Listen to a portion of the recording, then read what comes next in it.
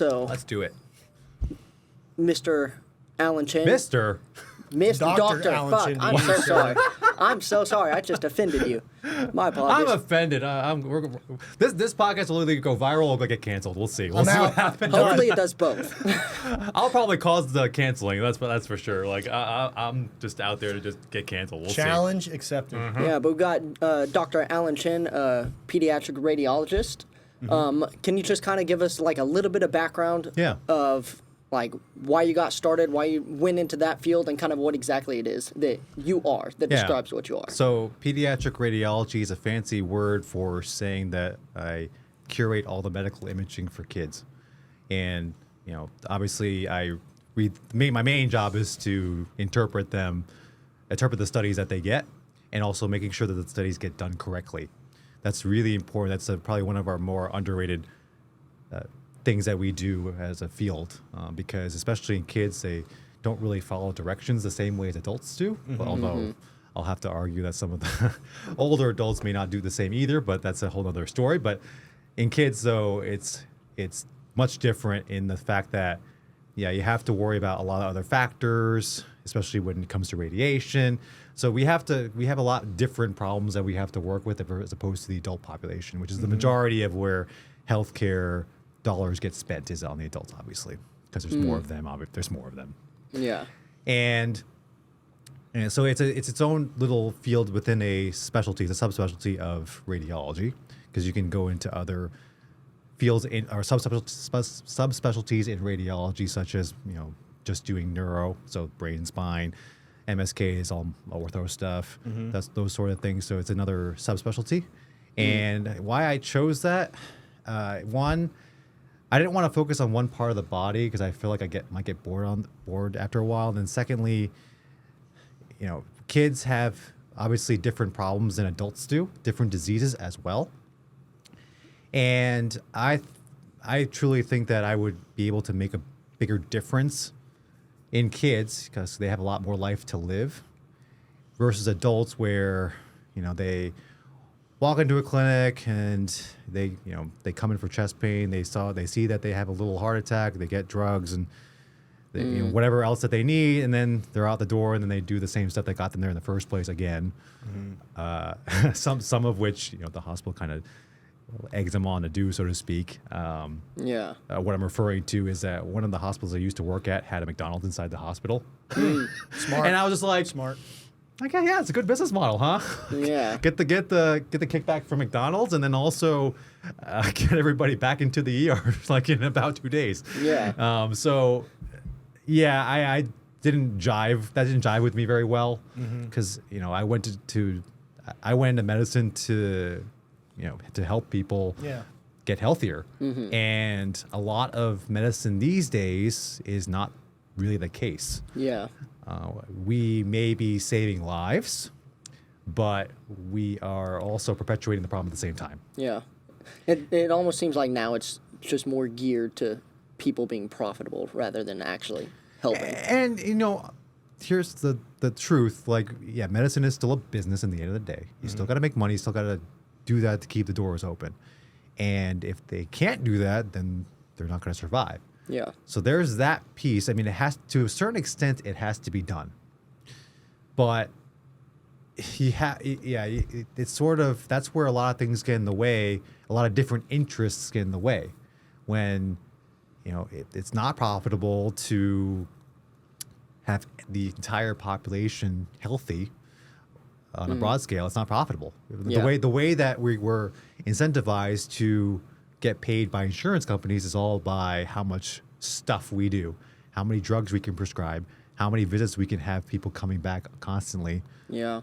It doesn't pay if we keep them out of the hospital. So yeah, I mean, it also the amount of hospitals that we have, like how many hospitals can you pass through just by going like 5 miles from point A to point B around Austin? 5, 10. Like a lot. And you probably know because you've probably taken a bunch of people from a bunch of hospitals, and you probably have a lot of choices to pick from, depending on what they have. Obviously, if they have a stroke unit or whatever, but trauma unit. But still, like, yeah, exactly. Like that, the amount of hospitals that we have is a testament to how unhealthy we are in general. Yeah. And the fact that a lot of places are short-staffed, and everybody's short-staffed. That's not news to anybody. But especially hospitals, the fact that they're short-staffed and they can still make money, and we still apparently need more hospitals to meet the demands. That tells you a lot, actually. Yeah. It's kind of crazy, and especially children's hospitals, because you don't. Children are not supposed to be getting this sick this often, and especially to the degree of what we're seeing now with a lot of cancer, a lot of autoimmune diseases, and a lot of obesity complications nowadays. That's, to me, is like, what are we really doing? Yeah. Like, we're not fixing the problem by adding more hospitals, because they're still, the kids are still getting fatter. They're still getting more other diseases as a result of that, or whatever they're eating. And that's sort of where I'm kind of detouring from the way that healthcare is done in modern days Western society. I'm sort of deviating from that a little bit, because you set people, especially kids, you set them back already far. You're already putting them at a disadvantage when you want the best for your kids and their future and all that. Yeah. But what are we really doing with just building more hospitals, especially when they're still short-staffed? We can't give them the attention that they really need, and we're just continuing the cycle even further. Yeah. Well, what I really love about you is, like, you're one of the people, it's like you want to try to find the solution to the problem instead of keeping them coming back to be more profitable. Like you mentioned earlier, like, it's not profitable if you solve the issue and they're not a reoccurring customer and they come back. That's one of the big reasons that I've really been, like, really anti any pharmaceuticals, like, my entire life. Like, I don't even like Advil, Aleve, aspirin. I don't take any of it, because in my opinion, and tell me if I'm wrong, it's like all these pharmaceuticals and stuff that I feel like a lot of hospitals and doctors prescribe because they're told to, because I feel like, I don't know, maybe they haven't done their own research into it, but it's like it doesn't cure the issue, it just cures the symptom of it. It makes you feel better temporarily, and then you have to come back to get it again, it seems like. A lot of our exams, especially when I was going through medical school, obviously that changed with my... Actually, part of the reason why I went into radiology in the first place, because I didn't have to deal with any of the drugs. Yeah. I mean, I only prescribed, at least in radiology, I only prescribed maybe like 4 drugs in total, because it goes with the test that we have to give. But yeah, it's probably more than 4. But I mean, there's like 4 basic ones I can think of right off the top of my head. But a lot of our exams coming into medical school, we had to take a whole bunch of exams, obviously. A lot of it was pharmacology. It was probably like, 70% of pharmacology.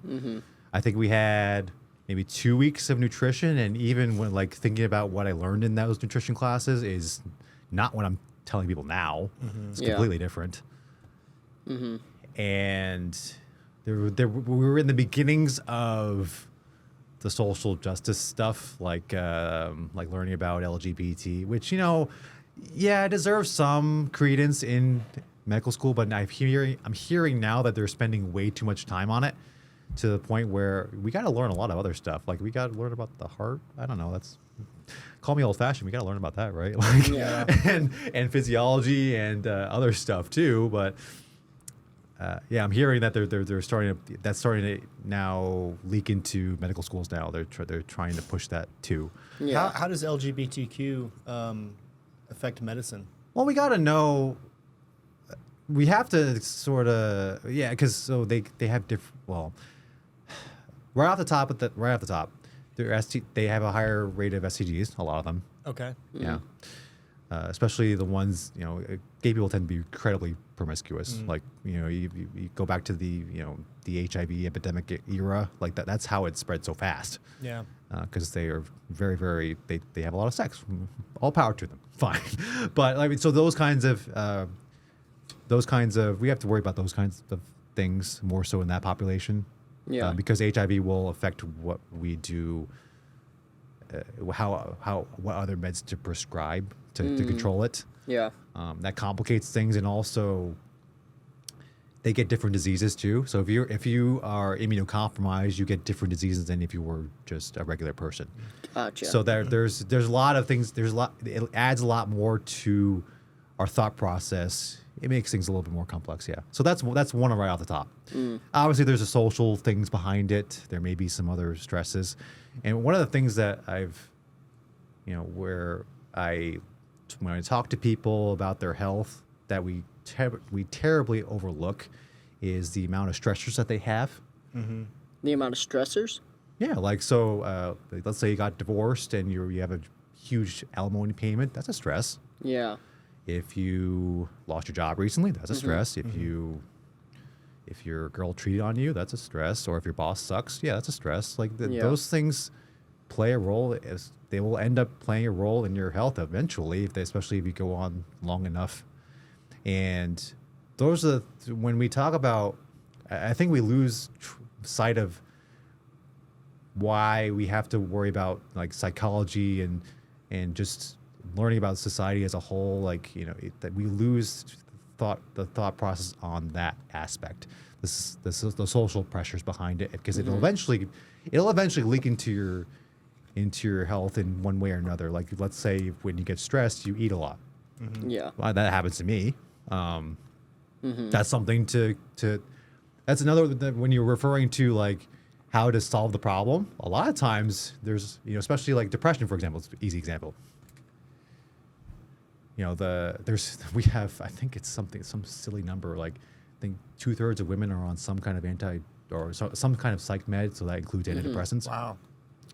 Some crazy number like that, because it's very easy to do rather than trying to solve what the problem actually is. Yeah. Yeah. Okay, so let me dig a little deeper. This is where we don't have the ability to do, because we just don't have the time to be able to maintain the practice, and you have to see an X amount of patients to get paid a certain amount. Yeah. So we just don't have time most people don't have time to delve into it. But let's just say, the reason why they're depressed is because their mom died. Yeah. Well, then the solution would be, let's see who else. Well, number one, this is one of my biggest things I tell people right off the bat is I want you to identify who in your life that you can talk to the most about things, who can you trust the most, and don't let them go. Don't, obviously, keep in touch with them, because if push comes to shove, something like you get into a really poor emotional state, then you have an avenue to go where you just don't even have to think about it. It's I know I could trust this person. I know where to go. So that's why knowing that about a patient can make a lot of difference in that regard. Yeah. And yeah, so depression. So sometimes they may need some extra therapy to cope with the death that I made the example of. Yeah. Or whatever else, or right now where we're dealing with inflation. So yeah, people are having trouble paying bills. That's a stressor. Of course it is. Yeah. Financial stress is one of the worst ones you can have, too. Well, financial, yeah. Financial, legal, or divorce are, I think, the top three. Yeah, Well, it's all kind of correlated. If you're up for now, I brought up some charts specifically that show the increases. Okay, so this chart right here. So this is the increase from 1985 all the way to now, from the median rent prices as compared to the median household income, and how the percentage of the rent prices have increased dramatically and the percentage of income isn't keeping up. And so people are naturally just stressed financially now. Yeah. But what I found interesting about this is I also looked up an obesity line chart. So this is your BMI over 30, 35, 40, 45, and 50 being increased over the years. And you can see it was in 1997, which is just like on the other chart. That's about 1997 was when everything started taking off. So I feel like not only the financial stresses, but it's people can't afford healthy food anymore. And I feel like that's why all these processed places, McDonald's, Chick-fil-A, all these places are so popular, and that's why everybody's getting so obese, is because they just can't afford shit anymore. Well, there's the obesity epidemic is a very complex topic. I can name at least 50 things that caused it. But here's the catch-22 about what you just wrote out there. Okay. Yes, people are not able to afford as much food as they did before. But you would think that they would naturally eat less. Let's just cause, right? So Yeah. that should happen, but why are still people getting fatter? So Could be that's where the argument where the quality of the food has just gone down. Yeah. Your metabolism is not working as properly as it should.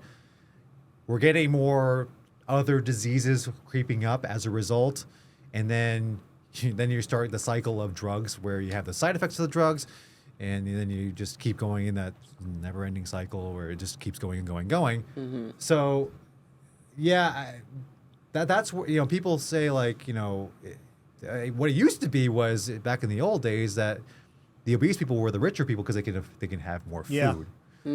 and the poor people would be more on the skinnier side for that reason. Now it's kind of sort of the opposite. I see more. It's kind I of see it more in the opposite side. Like Yeah. now it seems like, I don't know, you have to be fit and healthy, and just like healthy in all areas of life, and like that's what you see. Like especially in the group Yeah. that we're a part of, it's like everybody's healthy and yeah. yeah. Well, back in King Henry VIII time, if you were obese, it was considered a sign of royalty because you could Correct. afford to be lethargic and eat a lot of stuff. Yeah. And the paupers and the poor people Right. were skinny and scrawny. But it's interesting, like how it's reversed, because if my theory holds true that yes, you would tend to be able to buy less food the less money you have. I mean, that's a reasonable assumption. Obviously, we can get into more of the weeds on that one, but yeah, it's having the opposite effect. It's kind of weird. Yeah. So what else could be doing it? I mean, me personally, I think it's the quality of our food. It's Yeah. shit. Yeah.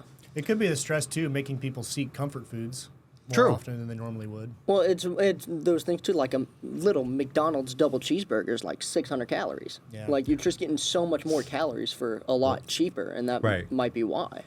Well, we can get to the calorie discussion later because there's a big difference between having 5 100-calorie Oreo packs versus 500 calories of a Steak or something. steak. Yeah. There's a Sati- huge difference. Yeah. Calories doesn't always equal satiation. I actually I'm now going against the calories because you can do it.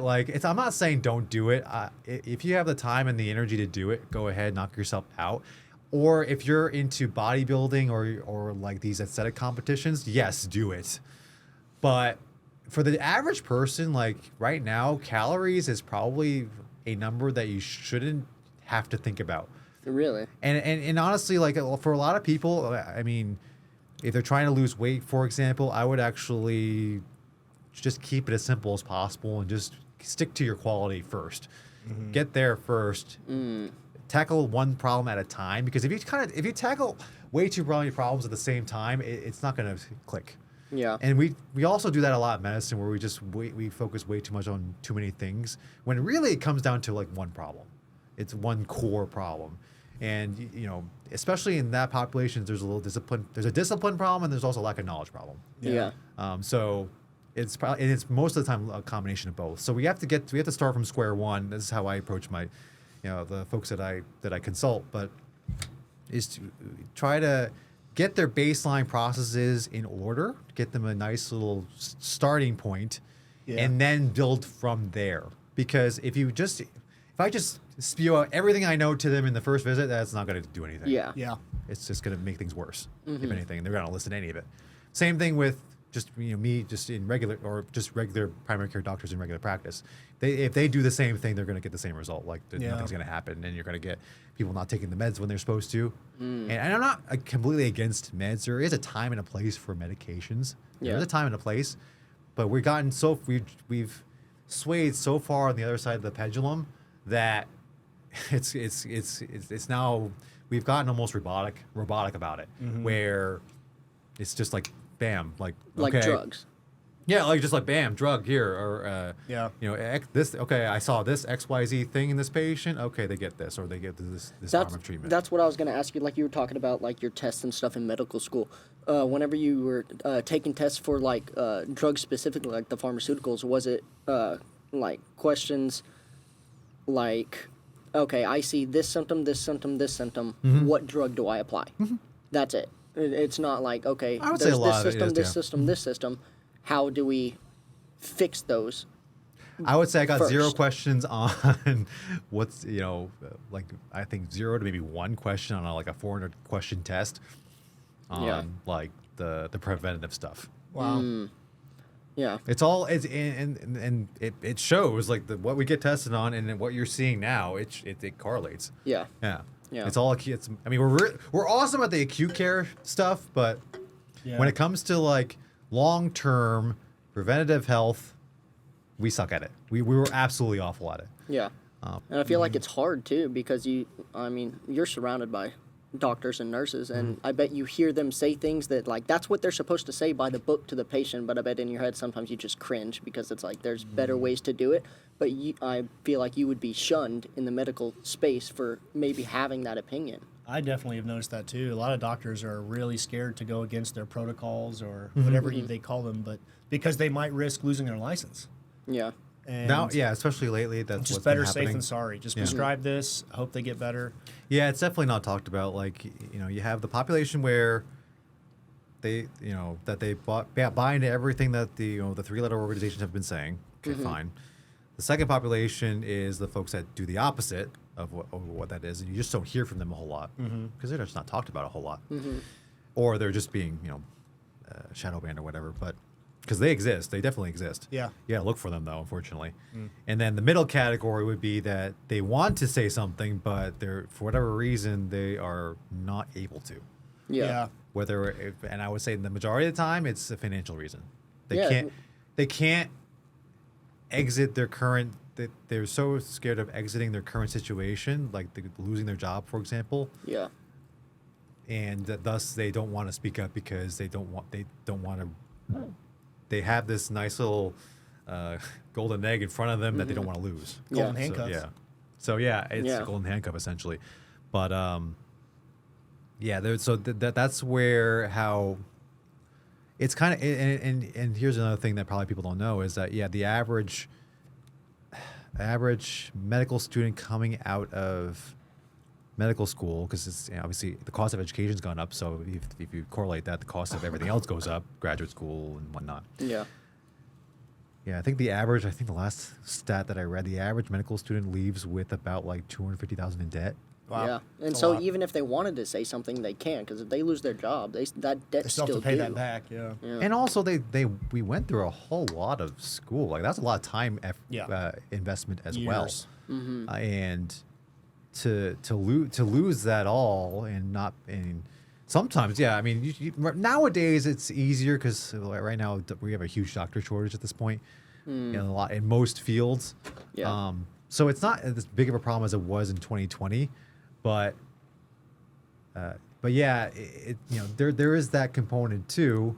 And don't forget also like medical school education, we don't get taught about money. We don't get taught about business. We don't get taught about even, managing people. Yeah. We were just there to learn about medicine, the human body, physiology, anatomy, pharmacology. That's about it. That's what we're graded on, and but the kind of the intangible stuff, the business side of medicine, the just how to manage people, barely any. We kind of were just thrown out into the floors and just expected to figure it out. Yeah. Yeah. Yeah. So I mean, I went to medical school. I first entered when I was 21, which is an interesting. Pretty young, right? Imagine, I skipped year of college. So imagine what you were like at 21. Yeah. I was a fucking idiot. Yeah. So there was a lot of learning, and I would say about it's a half and half. I would say half like either went straight from college to medical school, or maybe took a year off, about a year. Yeah. And there's the other half that did something else. They had another job before that, so they have some real life experience. So it's very interesting to kind of look back and see like the differences between those two populations and how they managed things emotionally. Because it was, because I went from kind of coasting through high school and college, and then went to medical school where everybody is smart, or like I don't like to use the word smart, but everybody was smart because smart is a very generic term. I like to be a little bit more specific with I that. bet the They're not average smart, but IQ of the medical competitive. students is pretty high. Yeah, compared to- because don't forget though, the folks that do the best, they're capable of memorizing a lot of information in a very short period of time. Okay. So there's that skill. That's why I don't like to use the word smart. I like to be very, very precise with that terminology. But because that's a valuable skill. Don't get me wrong, it's a valuable skill. But then also like how to deal with people is another skill. So that's why your A student in medical school is not necessarily going to be the best doctor. Yeah. Because they can't deal with people. Yeah. Yeah. Or they don't manage money very well, or they can't manage their own personal lives very well. So that's where the education system in general, like not even just limited to medical school, can go wrong. Is that the way we test people nowadays is so focused on a particular skill, and it's not necessarily also applicable to life. Yeah. So that's we have to. I'm not going to say that I have the golden solution behind that, but there something just needs to be tried, because it does abnormally mess with your psyche as to like what achievement actually is. Interesting. Especially me being Asian, I was I was growing up with anything that's less than 100 is bad, that kind of shit. And that's not necessarily the case. That's not really a true marker of achievement. Yeah. And because there's so many other things that go behind that. Yeah, it's great that we can do that, and we can memorize a whole bunch of information and then take the test and get the 100. But there's so much more beyond that, and that's what people, especially when you go through a lot of school, that you tend to forget. And then oftentimes what ends up happening, especially in academia, you have this false sense of not entitlement, but like false sense of superiority. Yeah. Because of that, because you've had all these wins in those kinds of specifically geared to academics fields or skills rather. That's very specific to academics, which by the way, it's its own world. Yeah. Yeah. The real world acts way different than academia, and you just lose sight of what's really important to people and what really brings value to people. I was actually going to ask you what percentage of the medical students you think actually wanted to help people versus wanted to have a high status in society and be wealthy? I don't know if it's something you can quantify. No, it's hard to quantify, because everybody's gonna say, "Oh, I wanted to help people." Yeah. Yeah. I'll be honest with you. I just wrote that on my personal statement. Yeah. Well, honestly, I mean, here I used to. Well, but you meant it. You genuinely care about helping people. Yeah, I think the definition was different back then than it was now. Yeah. What do they mean by that? The reason I ask is because I've gone to a lot of doctors and they seem just dripping with arrogance and condescending to me as the patient. And then I hear them talk about stuff with nutrition I know is wrong because of my background in personal training and stuff. And I'm like, you learned this stuff 20 years ago, haven't educated yourself at all, but you just assume because you have these letters by your name, everyone else is dumb. Yeah. And it's and then but I've also met guys like you and other doctors that I can tell genuinely want to help people. They're just smart enough to know that this is the route I have to go through to be an expert in medicine.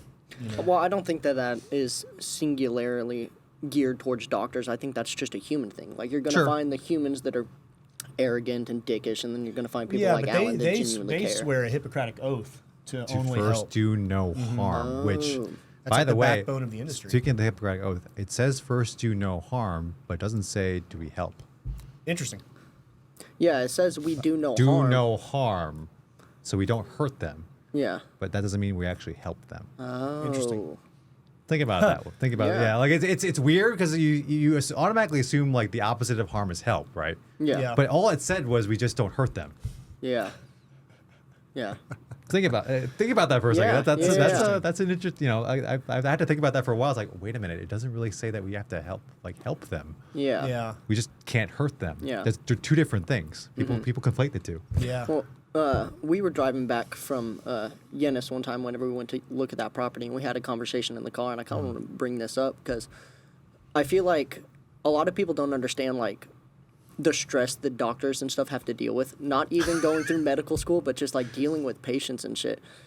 Yes, you're a doctor, you have the letters by your name, but at the end of the day, you're still human. Can you just kind of talk about the difficulties of being a doctor and having to deal with all these like parents of the children? Because I know that's probably the hardest part.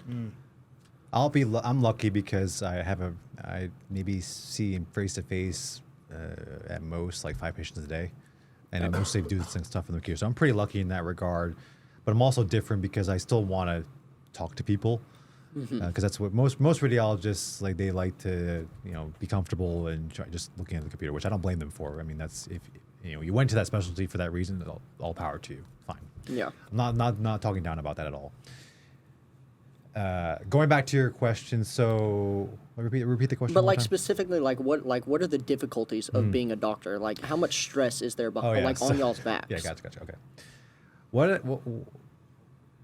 You may have heard, you may know the answer to this question. What's the one thing that I hate doing the most out of anything at all? I don't know that answer. I said it when we met up a while ago. Paperwork. Paperwork. I hate paperwork. Okay. Because we sign orders. I mean, nowadays it's EMR, so it's all clicks. But like, there's so much they gotta sign. Like patients have signed like so many forms. It's ridiculous. Like the HIPAA, consent forms, insurance stuff. Like there's so much stuff they gotta fill out. And then for us on our side, like we have to get our licenses. We gotta fill out like a zillion forms. Like I mean, just the paperwork annoys the crap out of me. Yeah. And it shows you also like how litigious we are as a society as well. But Yeah, sure. so administration in itself, administrative costs, and that drives up costs too, by the way. And that's partly why a lot of healthcare expenses is expensive. Is administrative costs really, because we have to run through coders so that we make sure we get the most reimbursement as possible. And I can't imagine being a coder.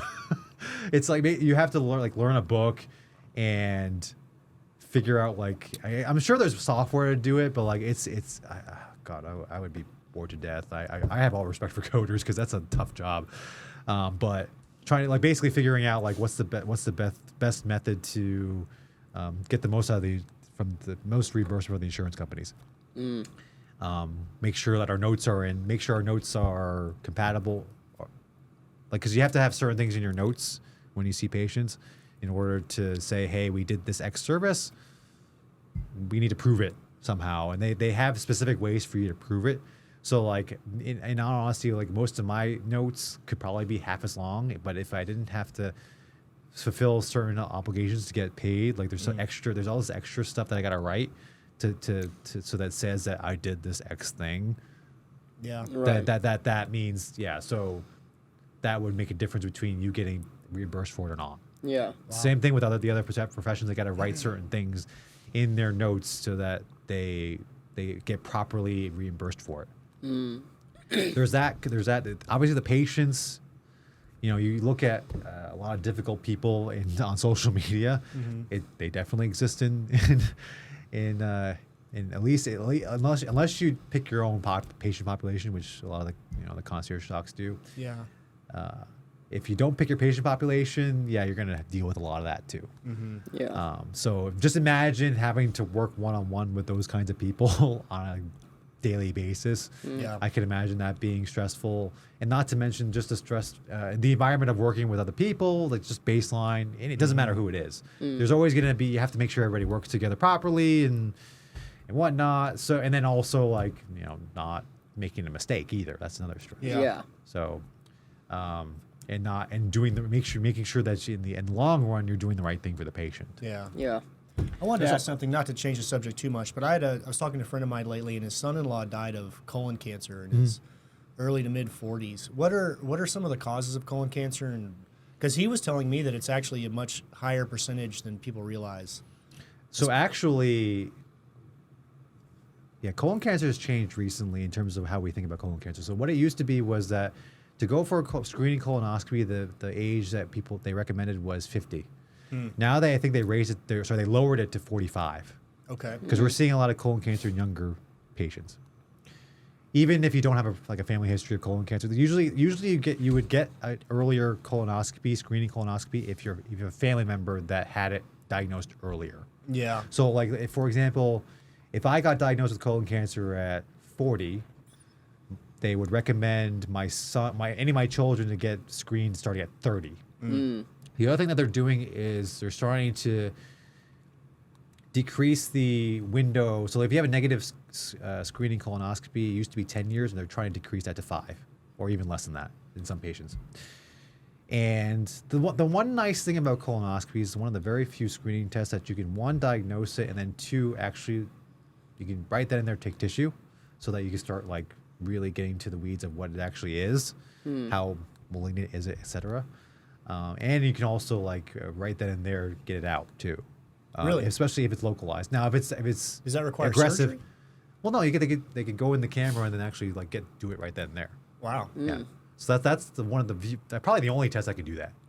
Because usually you go through the screening test, you're positive or negative, and then something else happens after that. Yeah. Yeah. I think the colonoscopy is unique in that regard, which you can at least get more tissue. Now, if they see if what they're seeing is pretty aggressive, then they'll probably have to go in a different route.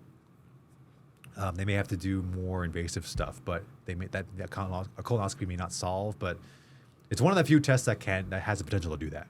Okay. Yeah. So that's why I'm a proponent of it. Yeah. How often would you get that done?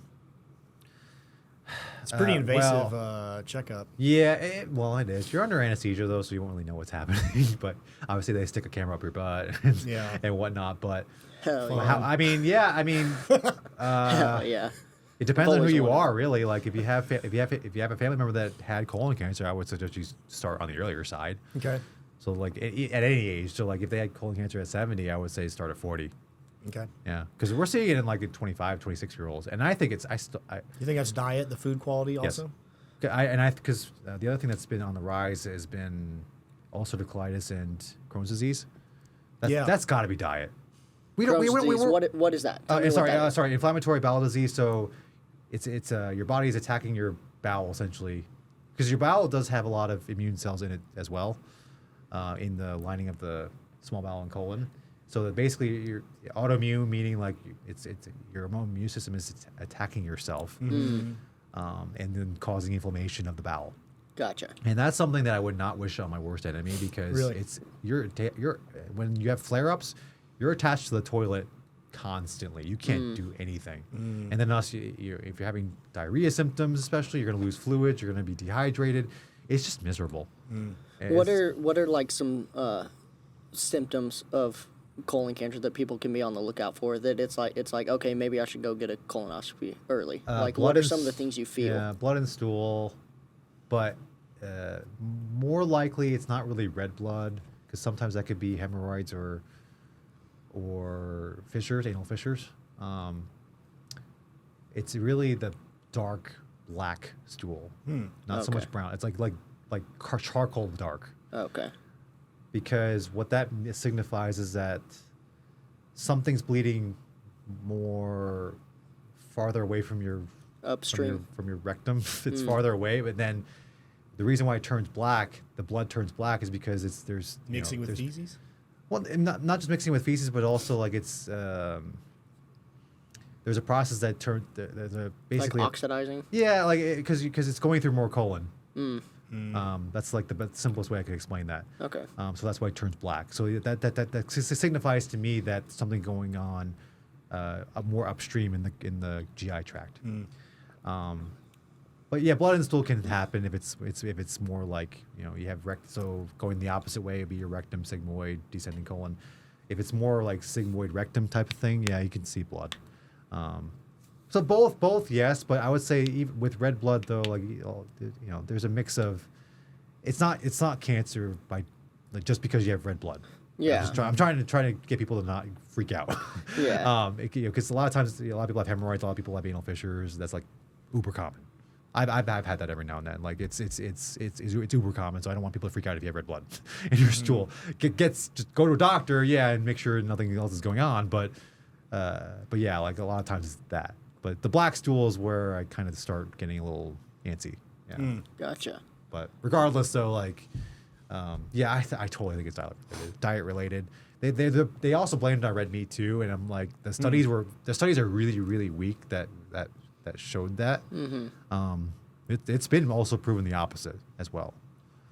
Same with a lot. It's very interesting. A lot of the cancers that they're trying to, well, a lot of the cancers that we see nowadays, I truly believe a lot of it's thyroid related.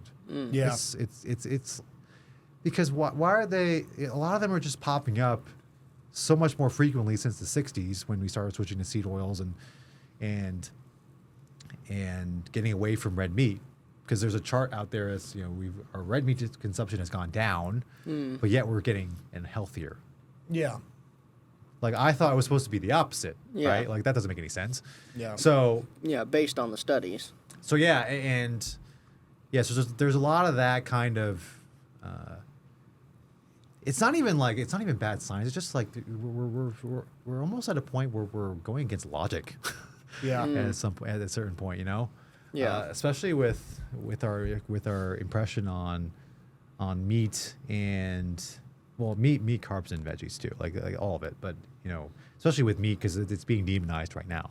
Yeah. Yeah. And it's just if you think about it logically, you start asking more questions.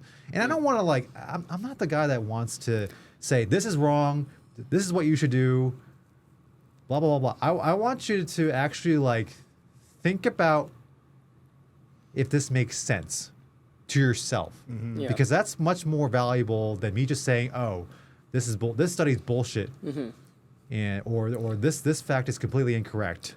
Yeah. I'd rather tell you how to get to that answer on your own, because then that'll help you problem solve other things outside of health, Yeah. nutrition, medicine, whatever. Okay. Well, okay, so say I'm a vegan right now. Okay. What would be your argument? Like I'll tell you, I'm vegan, I don't believe in meat. I believe meat is unhealthy and I don't think people should be consuming it. What are you going to tell that person? I used to be vegan, by the way. Really? That was for a Sorry to hear month. that. That's a fun story. I guess we could talk about it right now.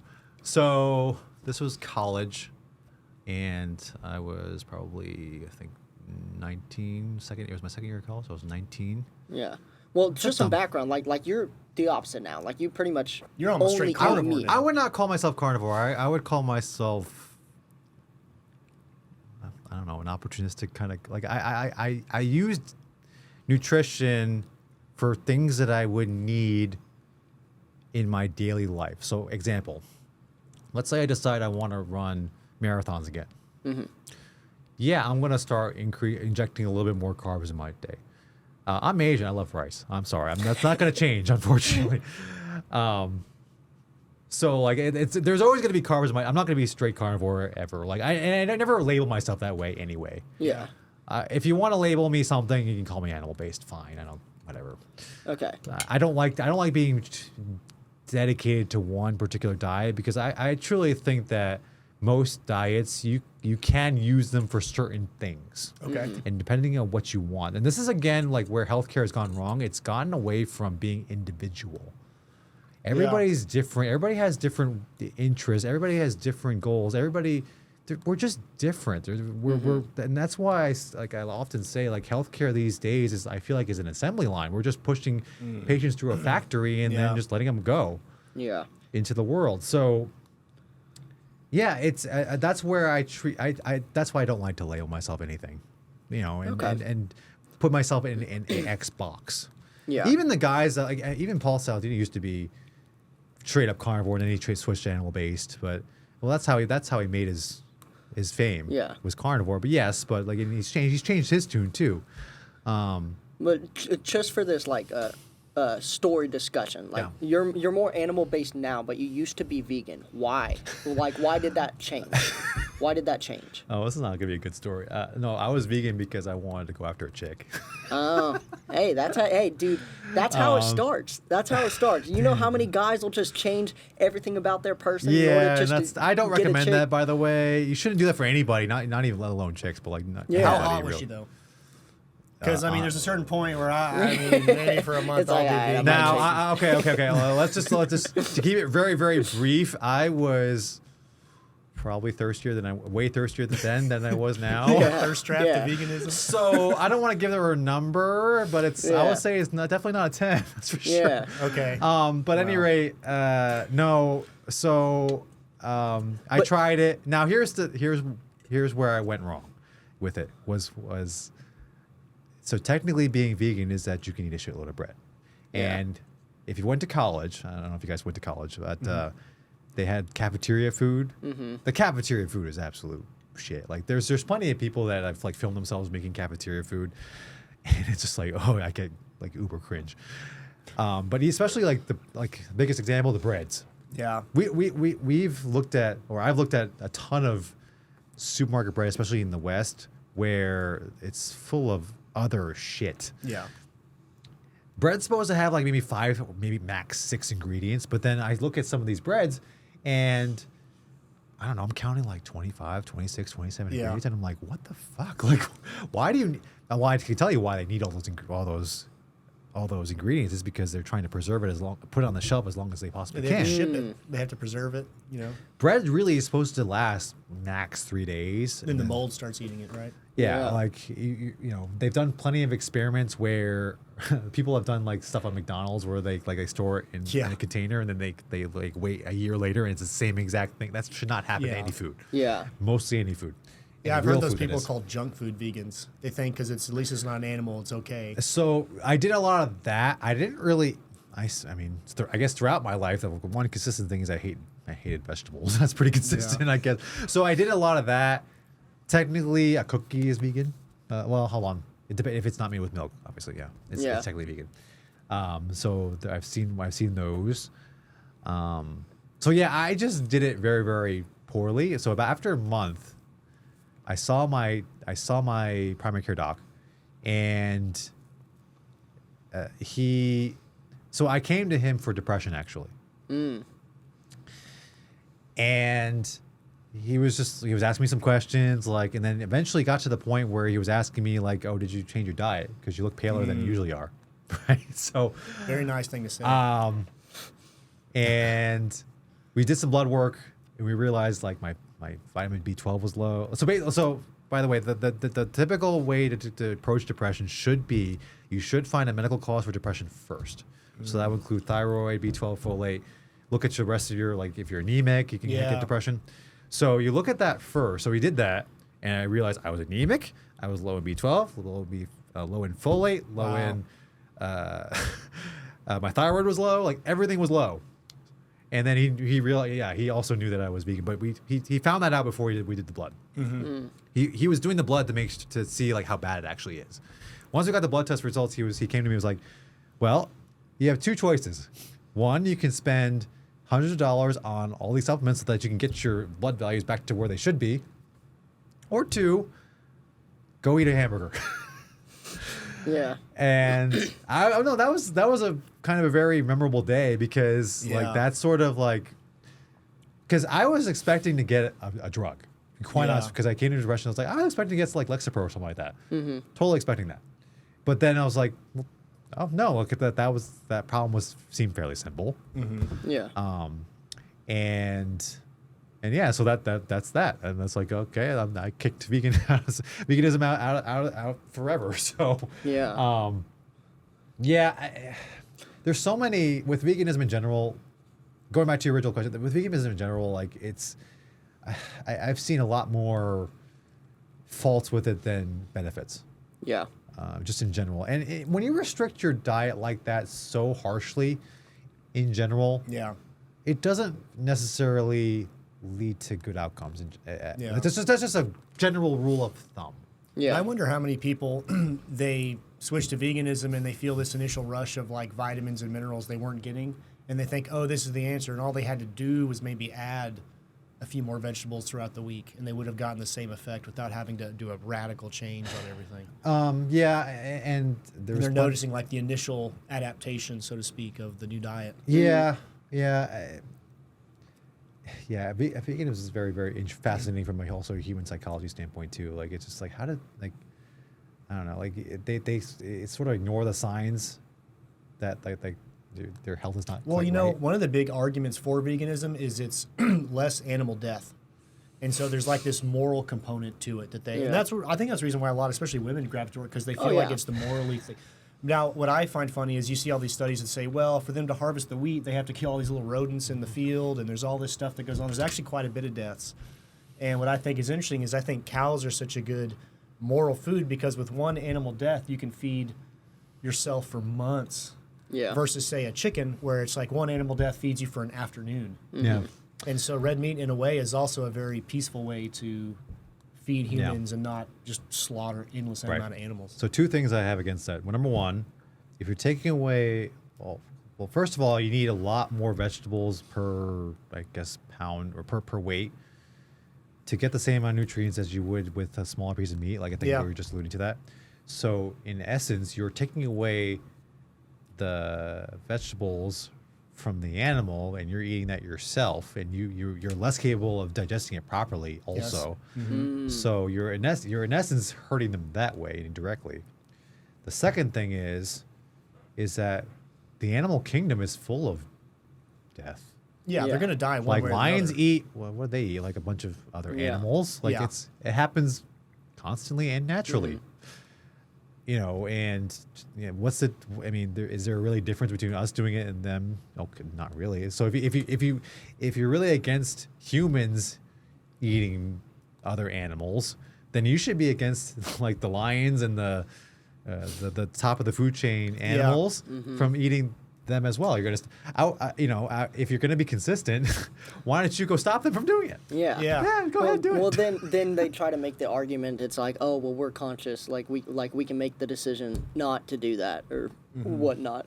But no, to what you said, like if we're taking all the vegetables and nutrients away from the cattle or whatever, I don't remember who we were talking to, but they were saying that just regular grass is like one of the most, like the highest nutrient that you can get. Yeah. But our stomachs can't process it, but cow stomachs can. Yeah. So that's the way that we get certain nutrients is from red meat, from animals that can process those nutrients. Yeah, leave it to the animals that can do it, that are geared to do it much more than we can. Yeah. Absolutely. Yeah. So there's that too. And there's also something to be said about the state the animal's in when it dies. So the different, like you could have 2 steaks and sight unseen they look identical, but one was like a factory raised cow that was basically like grew up in a prison, freaked out its whole life, and then it was in this extreme state of shock when it died, versus a free range cow from a, you know what I mean, that lived in a herd, and then it got killed. Maybe let's just, for example, like in its sleep, didn't know he was going to die, died in a peaceful, no adrenalinized state.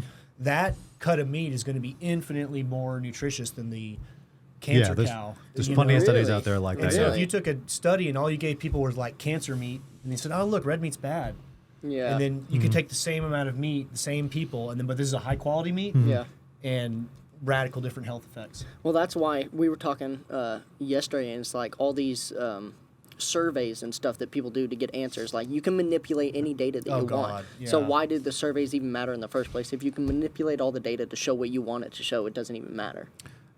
One of the most valuable classes or courses that I had in medical school. Statistics? Not just statistics. It's called evidence-based medicine. And at the time, me and my immature self poo-pooed on the class because it was so damn boring. It is boring. I'm not going to lie. It's boring as shit. But it was probably the one thing that saved me from getting into the weeds of all the propaganda that we're facing and all the stuff that's being pushed out in the media.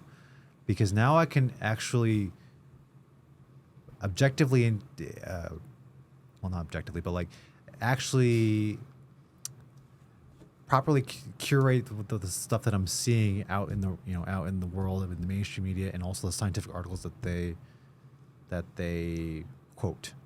Yeah. Because there's a lot of things that, and here the one thing also is that it's not something that the typical layman, a typical person can. It's hard for them to do because they haven't learned this. So 2 basic concepts behind that we can take away from here is, one, bias is extremely important. Who is paying for the study is a huge deal. If you start seeing like Nestle or what are the big food companies like Kellogg's or those kinds of companies funding studies, you gotta have your antennas up. Second thing is that you gotta look at is how they did the study. Yeah. So you mentioned surveys. Surveys are a great way to manipulate the result that you want. Yeah. As well as it promotes a lot of bias. Yeah. I can tell you for sure when I do a lot of continuing medical education. I have to do that to maintain my license. They always have a survey at the end that I have to do. You better believe I don't read half the questions. Number one. Yeah. Number two, I don't give a shit. But like, sorry, but and then also, because I just want my certificate. Just give me my certificate already. Yeah. And then second off, like, when it gets too long, you just start losing. We have such slow attention spans that it's just like, I don't care. Like, just like you tend to read the questions less carefully over time when the longer the damn thing gets. So you really got to be careful. I mean, surveys are important to kind of start asking the questions. So yeah, and then, my advice to people that have to make surveys is to keep it as short as possible, and also like give them an incentive to like say like, oh, this is important because we want to solve this X problem. Yeah. Once you get people more bought into it, it's a lot. It's you'll tend to get better results.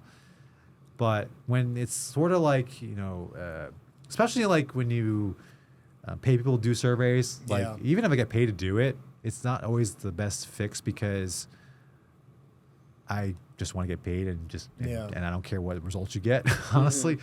So that's not the best thing either. But that's why surveys are probably one of the weakest form of evidences out there. The strongest form would be randomized controlled trial.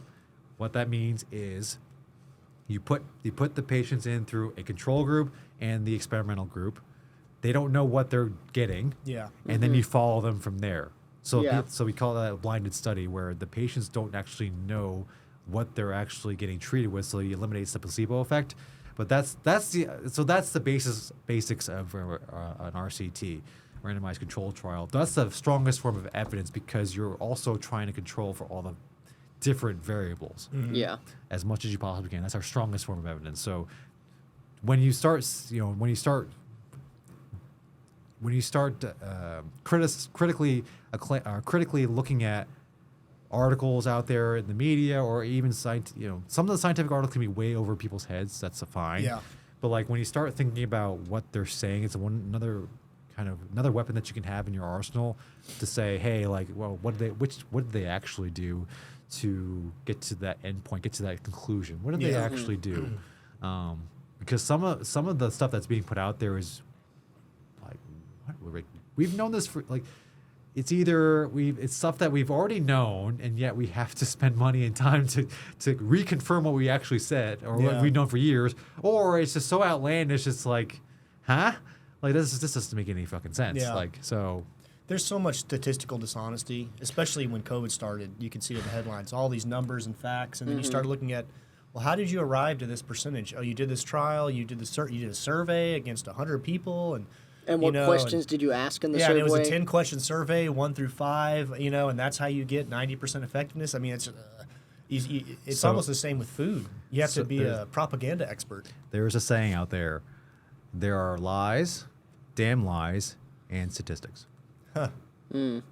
Even if you have a good data set, you can manipulate it however you want. Yeah. Yeah. Even in statistics. That's why. If I were to have a magic wand and create my own curriculum, statistics will be a huge part of that. Yeah. Like just learning about like how this stuff can be manipulated, but we're not teaching that. We're teaching gender theory. So, oh well. Yeah. Well, you see it with food too. I mean, you're an expert in this, but the difference, if something says all natural, that could mean anything. It doesn't actually mean it's from like organic whole foods. Like there's certain labels, like organic actually has some kind of weight behind it because there's a definition behind it. In order for you to put something like that, or GMO or something like that, or GMO or non-GMO, there's a specific definition. And it's not actually the definition that you think it is. Yeah. We have to look it up because I don't remember exactly what the definition is off the top of my head, but we could look it up later. But it's not what you think it is. So what labels do you look for red meat, eggs, and milk?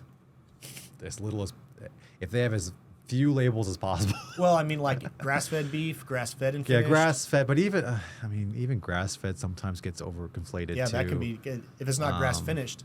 Yeah, grass-finished would be one. Because the state the animal's in when it dies is a huge factor. It's not, Yeah. In the long run, if I just go straight to the farm and say, hey, can you give me some meat? Going straight to the source. Yeah, like that's true organic. Yeah. That's really where the best place you're gonna get it. Honestly, now Yeah. I can't. Obviously, people can't. But for grocery shoppers. a lot of my farms are quite far away, but yeah, for grocery shoppers, you can also look at the way the meat is. It shouldn't like have this like rubbery texture. It should. I mean, it should be kind of like a it's hard for me to explain this, but like a nice like hard block. Yeah. Okay. It should, like it's a lot of very low quality meat has this like kind of like almost like feels like rubber. Yeah, I know what you're talking about. Mm-hmm. For eggs, I've always heard to go for Pasture pasture raised. Pasture raised, because it's yeah. So what's the difference between pasture raised and like free range? Okay. Pasture raised are allowed to roam around a large field, And they can eat the bugs and stuff. don't quote me on this because I might get this a little bit off, but because it's been a while since I had to remember this. But cage free, we can always look it up. But like cage free just means that they may not be able to roam, but they're out of a cage.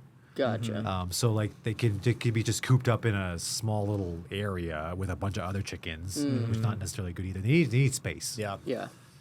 And then the industrialized chickens that are just like you see sometimes you see that on videos where they're literally like attached to like machines and wires and they're just pop up the eggs is like almost like forcing it out of them, which is kind of like sounds pretty traumatic. That sounds cruel. Like I'll give PETA that one, like trying to force like eggs out of chickens, like that's what they should be focusing on. Yeah. But because that to me, like they're under stress, like you said before with the cows, they're under stress in that regard. Like they're trying to they're forcing the eggs out of them, like just to get to just churn them out constantly. Yeah. Well, we know that with humans, if the mother is under a significant amount of stress, her stress hormones will affect the development of the fetus. Yeah. And if she's like fetal alcohol syndrome is another one. If they're taking intoxicants, that'll affect the fetus. So it's going to happen the same thing with a chicken fetus. Yeah. Well, so one thing fetus. on the eggs is you'll see vegetarian fed. And you'll think, oh, this is like the all natural version. But then you look at it, says, well, that just means they're fed corn and soy feed. Yeah. Which are technically from so, but that's not what chickens eat. Chickens are basically worms. Carnivores. They eat worms. They eat worms all the time. Bugs, and so that's why pasture. So because they eat their natural diet, they get to exercise, space. Yeah. Yeah, that's again. We were at a point in society where we didn't have to worry about this because it was just natural. You practice. have to be a propaganda expert nowadays just to eat properly. Yeah, and I do. And by the way, I do content and try to compare the way we do things here versus outside of the United States. Since I travel quite a bit, it's always fascinating to see the differences, and I love your content. Yeah. I do too. What is your Instagram? It's all like slightly different. So Instagram would be at unplugged.md.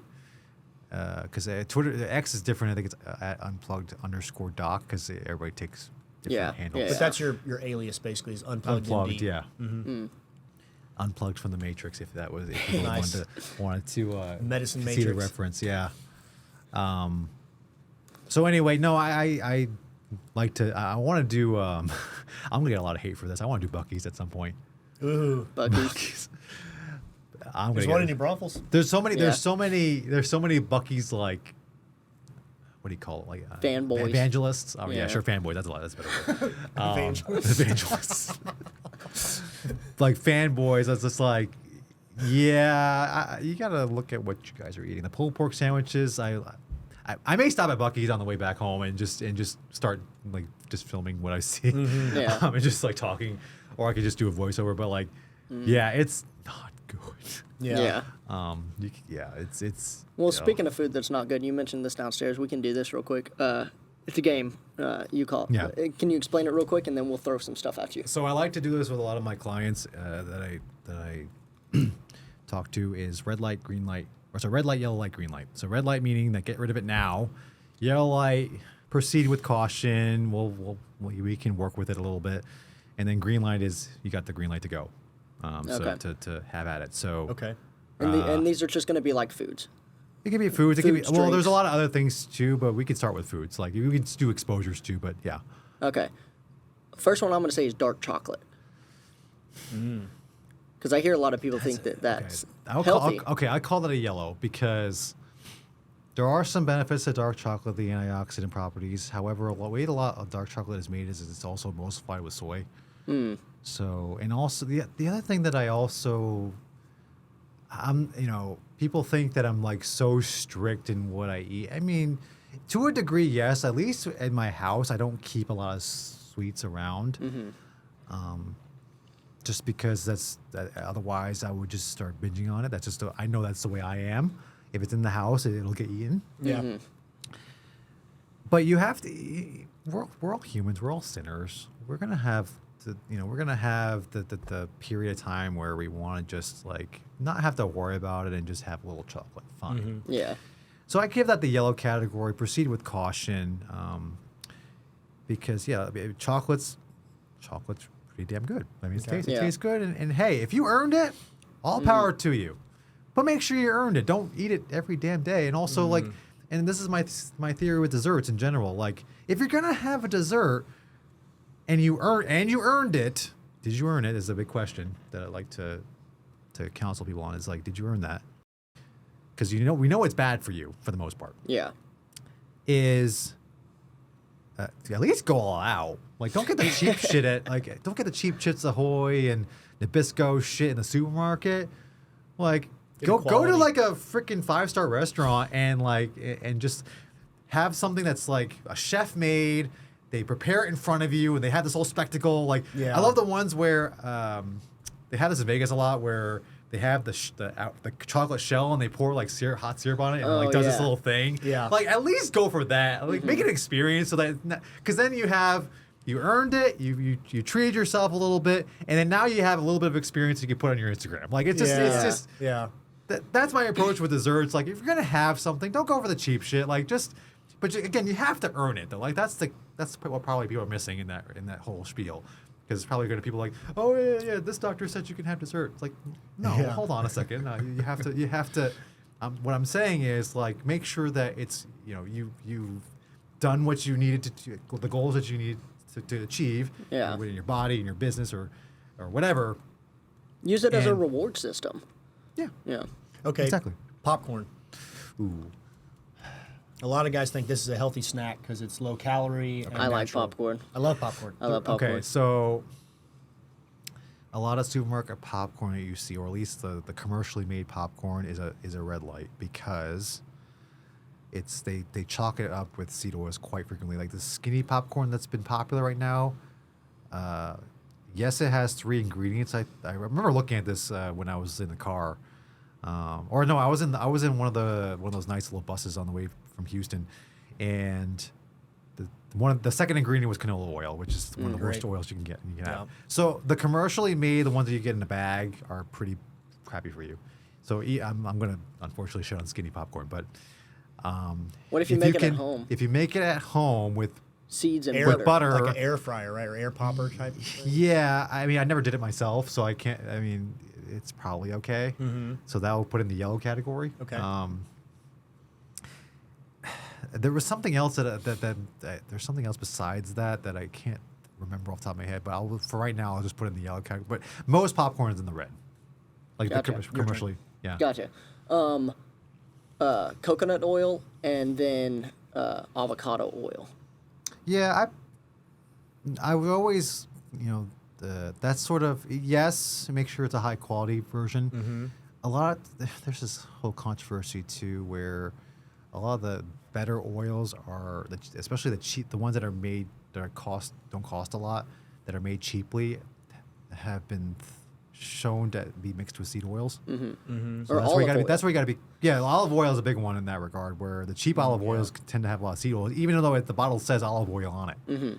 Olive oil, in realistically speaking, is really hard to make, and you can only make so much. And the fact that it's in there's so many aisles of olive oil, it's kind of doesn't make sense in that regard. So what some people have been finding is that a lot of the cheaper made olive oils, they are mostly have seed oils to obviously give it bulk and so they can mass produce it. So be careful with olive oil. So olive oil, when it's made properly, it's a high quality olive oil, green light. Same with coconut oil, same with the other oils too that you just mentioned. It's a high quality oil, green light. But be careful with, you get what you pay for. Yeah. The olive oil that I do have at home is in a glass bottle. I think it came straight from Italy. And yeah, I could taste the difference too. Like I tasted the difference Really? between that and one that I got from Costco, and I could taste the difference. Like Yeah. it's definitely different. Side note, that's kind of one of my pet peeves at the fire department is we have all these cast iron skillets everywhere, and it's customary when you're done to re-oil it and stuff, but they always keep the cheapest bottle of canola oil they can to oil the pans is like, well, I'll just use the crappy stuff. It's like, that's what's going to go into everyone's food. Yeah. And so I don't, pet peeve. And, okay. and that's the thing. Like, I would rather you I would go quality over quantity. Like, Yeah. because Everything. nowadays with what we know about seed oils in general is like how bad it is for you. Like that's just avoid it at all costs. Like as much as you can. And even if it means that you have to get less of it, okay, so be it. Like, it's not the worst thing in the world. I mean, like one of the biggest keys to longevity in general, is a random side note, one of the biggest keys to longevity is actually calorie restriction. Most of the centenarian places, they statistically eat less. Yeah, too. but that's like the most common thing where people that can live past 80 is that they actually calorie restrict. So something to think about, but Okay. Yeah. random aside. Pork. Well, so they don't have the same. So it's in the yellow category. I mean, a lot of Asian foods have pork in it. The pigs don't have the same mechanisms as cows to be able to be able to properly digest the grass and all that. Yeah. A lot of times pork is the pigs eat really shitty food. Yeah.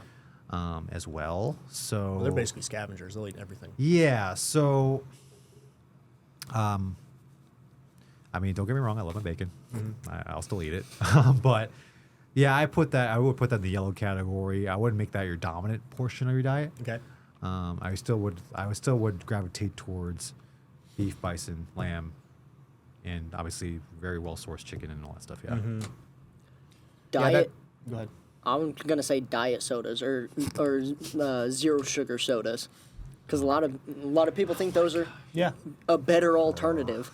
But I know you'll have something to say Red about light, those. red light with a big asterisk alert button. Why? Why is this such a big red light? This is where labels get in the way. You have to be careful of your labels. Sugar-free. I mean, a lot of sugar-free foods still have some sweetness to it. So what if it wasn't sugar? What did they put in? What there? is sweetening it? Yeah.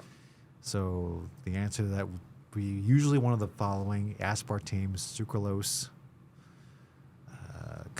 high fructose corn syrup. Well, actually, they consider that sugar, but yeah, high fructose corn syrup. Corn syrup is in that category of it's not sugar, but it's this.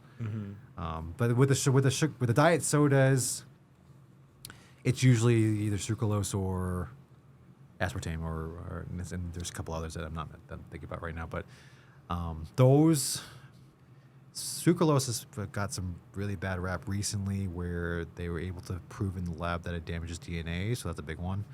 So I mean, you can argue that it's even worse than sugar. At least with sugar, like we can at least use it for a burst of energy. Like for example, really competitive weightlifters, a lot of times before a really, really heavy lift, they eat a candy bar right before so that they get that extra little bit of energy. That's probably the only use of sugar that I would consider. If you really want to be a competitive weightlifter, that kind of thing, okay, fine, knock yourself out. But yeah, with these other sugars, they're not digested the same way either. So it's not as easy for your body to get rid of them either. So yeah, I mean they're showing a lot of really bad effects. Not just the fact that sugar in itself, too much sugar, can cause diabetes and inflammation, blah blah blah blah, and whatever. But like now that we have something else to replace it with, that's much less natural of anything. Yeah, it doesn't necessarily mean it's better. Yeah. We get that confused quite a bit. So yeah, I would say that's a huge red light. Okay. What about carbonated waters like Waterloos, LaCroix? A lot of guys drink this because they think it's 0 calories, 0 sugar. It's just water with carbonation, can't hurt you. Is that true or false? Yeah, I mean, it's water and CO2. That's where you get the carbonation from. Now, Yeah. assuming that's the case, I would avoid it in a plastic bottle if you can. They, the one thing that I haven't seen exposed, so like we'll go back to soda real quick. Coke cans are not like those cans are not necessarily just aluminum. There's a plastic lining around them. Interesting. Or sorry, inside of the can, because the Coke product, the Coke is actually acidic, pretty. right? It can actually like rust the metal. Yeah. So they have to put that in there so that it doesn't do that, because it can stay on the shelf longer, right? Because otherwise you'll see a lot of Coke cans with holes in them. But yeah, I don't. I would like to think that they don't do that for carbonated water. They don't have to. It isn't. If they do that, it's an extra cost that's not necessary, because it'll be fine in aluminum. Yeah. But I always go carbonated water, sparkling, whatever you want to call it. I try to get it in a glass as much as I possibly can. Okay. Yeah. So if I were to, and unfortunately, it's all these things that unfortunately that I'm talking about are going to rack up your prices. Yeah. But again, it's how you manage it and what's the trade off. Yeah. There's always a trade off.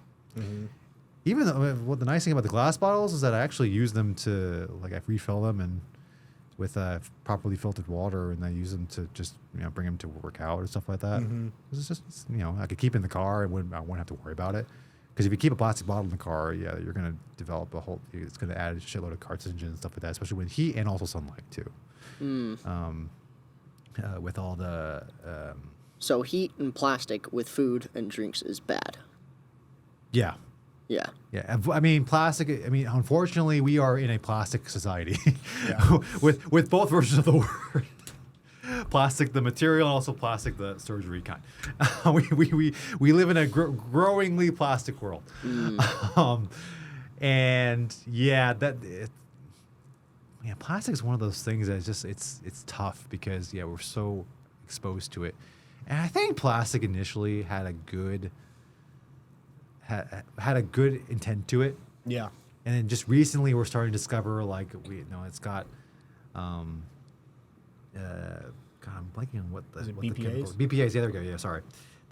Now we're getting to the point where we're discovering the BPAs and how it can get in the water, and then it can also get in our systems, and we can have microplastics in our systems as a result, because they now are seeing it in every placenta now lately. Yeah. When they do placenta studies, and it has hormonal effects and whatnot. So, yeah, I think initially plastic had a good intention, but then now we're seeing that it's like one of the kind of the worst things out there at the moment. Yeah. And I don't know which came first. Like, I really do believe, I like to believe that it had good intentions, because it's cheap, it's flexible, it doesn't break very easily, and it's light. So it makes it's all the qualities that you want in a material like that. But now we're seeing all this stuff, especially when we talk about plastic pollution too. It's in our water too. So Yeah. Well, I definitely have whatever any of the bad shit is in plastics in my body. Because what I used to do, this is going to make you cringe. This is going to make you cringe. So whenever I was like on my strict diet, I would eat tilapia fillet and 2 eggs every single morning for breakfast. But I didn't like how long it took to thaw the tilapia fillet. And you buy the big bags. They all come in a little plastic thing. I didn't like having to take it out and thaw it and then put it on the stove and cook it. So I just throw the entire plastic thing in the microwave, cook the entire thing in the microwave, and then put it in a bowl with my eggs and eat it. That was my next question, is microwaves. I would just warm it up, and the plastic bag would swell up and pop. And that's when I knew it was done, and I'd get it out, put it in the bowl, and then I'd just eat it. So am I going to die in the next 7 years? Because I did that for about 1.5 years, every single day. work on fasting and then getting in the sauna as much as you possibly can. Yeah. And then stop doing that. I don't do it anymore. I just had to tell you Obviously, about stop that. doing that. I was too lazy. I just ate the plastic with it. Well, I mean, I Anyway. basically did, heating it up in the microwave for so long. I mean, all those plastics Just were in melts the into food it. now. Yeah. But I was unaware. I didn't know that shit was bad. I was just like, Yeah. Fuck it. Microwaves. Oh, that's a tough one. Because this is another thing that we've grown to be very accustomed to. I would go yellow light. There's obviously some things that they come in handy for, but just limit your use of it. Okay. Yeah, they're showing that. I can't. I have to look this up because this has been a while since I've read about this, but we'll have to as to why. We have to get back to that one, but because I can't remember off the top of my head. But I've tried to limit it as much as I possibly can. Is it better to like fire heat it, skillet? Put it back on grill, put it back on a pan. Yeah, if you Yeah. can. I mean, again, like a lot. Here's the thing about a lot of the stuff we're talking about right now, is that it all stems from us trying to not just industrialize, but make everything a lot more comfortable and a lot easier. Mm-hmm. And that, again, everything has a trade-off. Everything that we do in life has a trade-off. What are we sacrificing? So we're in exchange for the convenience factor of a microwave, we can heat something up really, really well in like less than a minute. What are you exchanging for or what are you exchanging for that? Yeah. You always have to think about that when you think about anything that you do, when it comes to an investment, when it becomes to a life decision, when it becomes to anything really. What's the trade-off? We with advertising and marketing, they obviously want you to buy the product, or they obviously want you to get them to go on their side. So they're going to tell you all the good things about it, and they're not necessarily lying to you, but they're also not telling you the bad stuff. Why would they? Mm-hmm. I'm not gonna stand here or sit here rather and It's like the resveratrol in red wine. yeah, like I'm not gonna sit here and say like they shouldn't be doing that or they should go to prison for that. No, like they're doing what they're supposed to be doing. Mm-hmm. But the thing is, it's up to us. It's really the onus is upon us as a consumer, where we have to do our due diligence to say like, okay, what's the trade-off? What are we not seeing here? Goes for like the simple example will be a food label. Okay, they can list gluten-free, sugar-free, all the nice little buzzwords that you can see out there. But then when you look at the back of the label, they show it to you, but it's just in small letters. Yeah. That you say they have, I don't know, colors, for example, like the food dyes, or they have soy or something to that effect. It's something's not right about this. Mm-hmm. So that's why, we more than ever we have to be that much more diligent about it. And yes, it takes some work and takes some practice. You get better at it over time, like anything else. But to me, it's worth it in the end. And you sort of can, again, think critically on your own and make the best decision that you can for yourself. So before we watch this video, you mentioned sauna and fasting as a way to de-plastic your body. Why is that? Well, not de-plastic, but just get the toxins out of your body as much as possible. Okay. The fasting is just a great way to sort of, I don't know, give yourself a reset. Mm-hmm. You mentioned that before. How like it gives your body just time to like clean all the nasty shit off of you. Yeah. Because I've never fasted before. Like Ever? Well, I mean, I have. Like I've just done. Not intentionally. Well, not intentionally, like for health benefits. Like I've done the thing where it's like, okay, well, I didn't get up when I was supposed to, so I punished myself by not eating for like 24 hours or something like that. But never intentionally for like I just health punched benefits. myself in the face. Yeah. Get it over with. But I mean, well, so your body actually is a very, I don't want to use the word magical, but I guess I'm gonna have to use that. Like it's got a lot of checks and balances in itself. It's just that what we're doing to our bodies is not allowing it to do what it's supposed to do. Mm-hmm. So yeah, that's the whole. There's so many processes that we are evolutionarily geared to do. So like, for example, with fasting, if we do not have the ability to thrive under fasting conditions, we wouldn't be a society. We wouldn't be a civilization. No. yeah. Yeah. Because back in the old days, when we didn't have supermarkets, we didn't have cars to go to the supermarkets, we had to either hunt or gather for your food. Yeah. Your food was not guaranteed to you that said day. Right now, we're comfortable in the fact that I can go to the supermarket and be fed. Mm-hmm. Okay. So we were geared to be able to fast. We have the DNA to be able to do it properly, and our bodies can not die. Mm-hmm. Right. Yeah. same with most other animals too. They're the same way. And it gets to the point where, yeah, we can, there's a lot of things that can sort of, I mean, for lack of a better term, cleanse your body to, to allow it to give your body a time to absorb, digest, and metabolize properly what you just ate, and then use it to work for you. Yeah. Whereas if you keep eating and eating and eating constantly with the whole 12 small meals a day thing or whatever the number is, you don't allow your body to do that. That's the whole concept behind it. Yeah. Nowadays, I did 16 and 8, so that's 16 fast, 8 feast. I did that since 2018. Yeah. So I've been doing that for 6 years now. Now I'm trying to challenge myself a little bit further, where at least once a week I go midnight to midnight without anything. Yeah. Yeah. I found it, and surprise, because we were so geared to having 3 meals a day. Shocking, I did fine. I didn't notice it in terms of my energy level. People's so when you watch My 600-Pound Life, the excuse that they give, oh, I'm gonna be malnourished if I don't eat for the X amount of time. No, that's bullshit. I didn't really my energy levels, if anything, got better.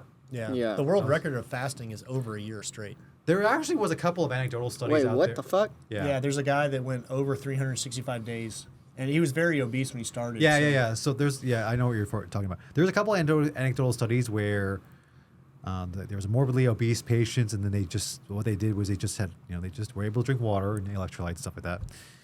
And they were able to fast for, I think the record is a year, but let's just take a month, for example.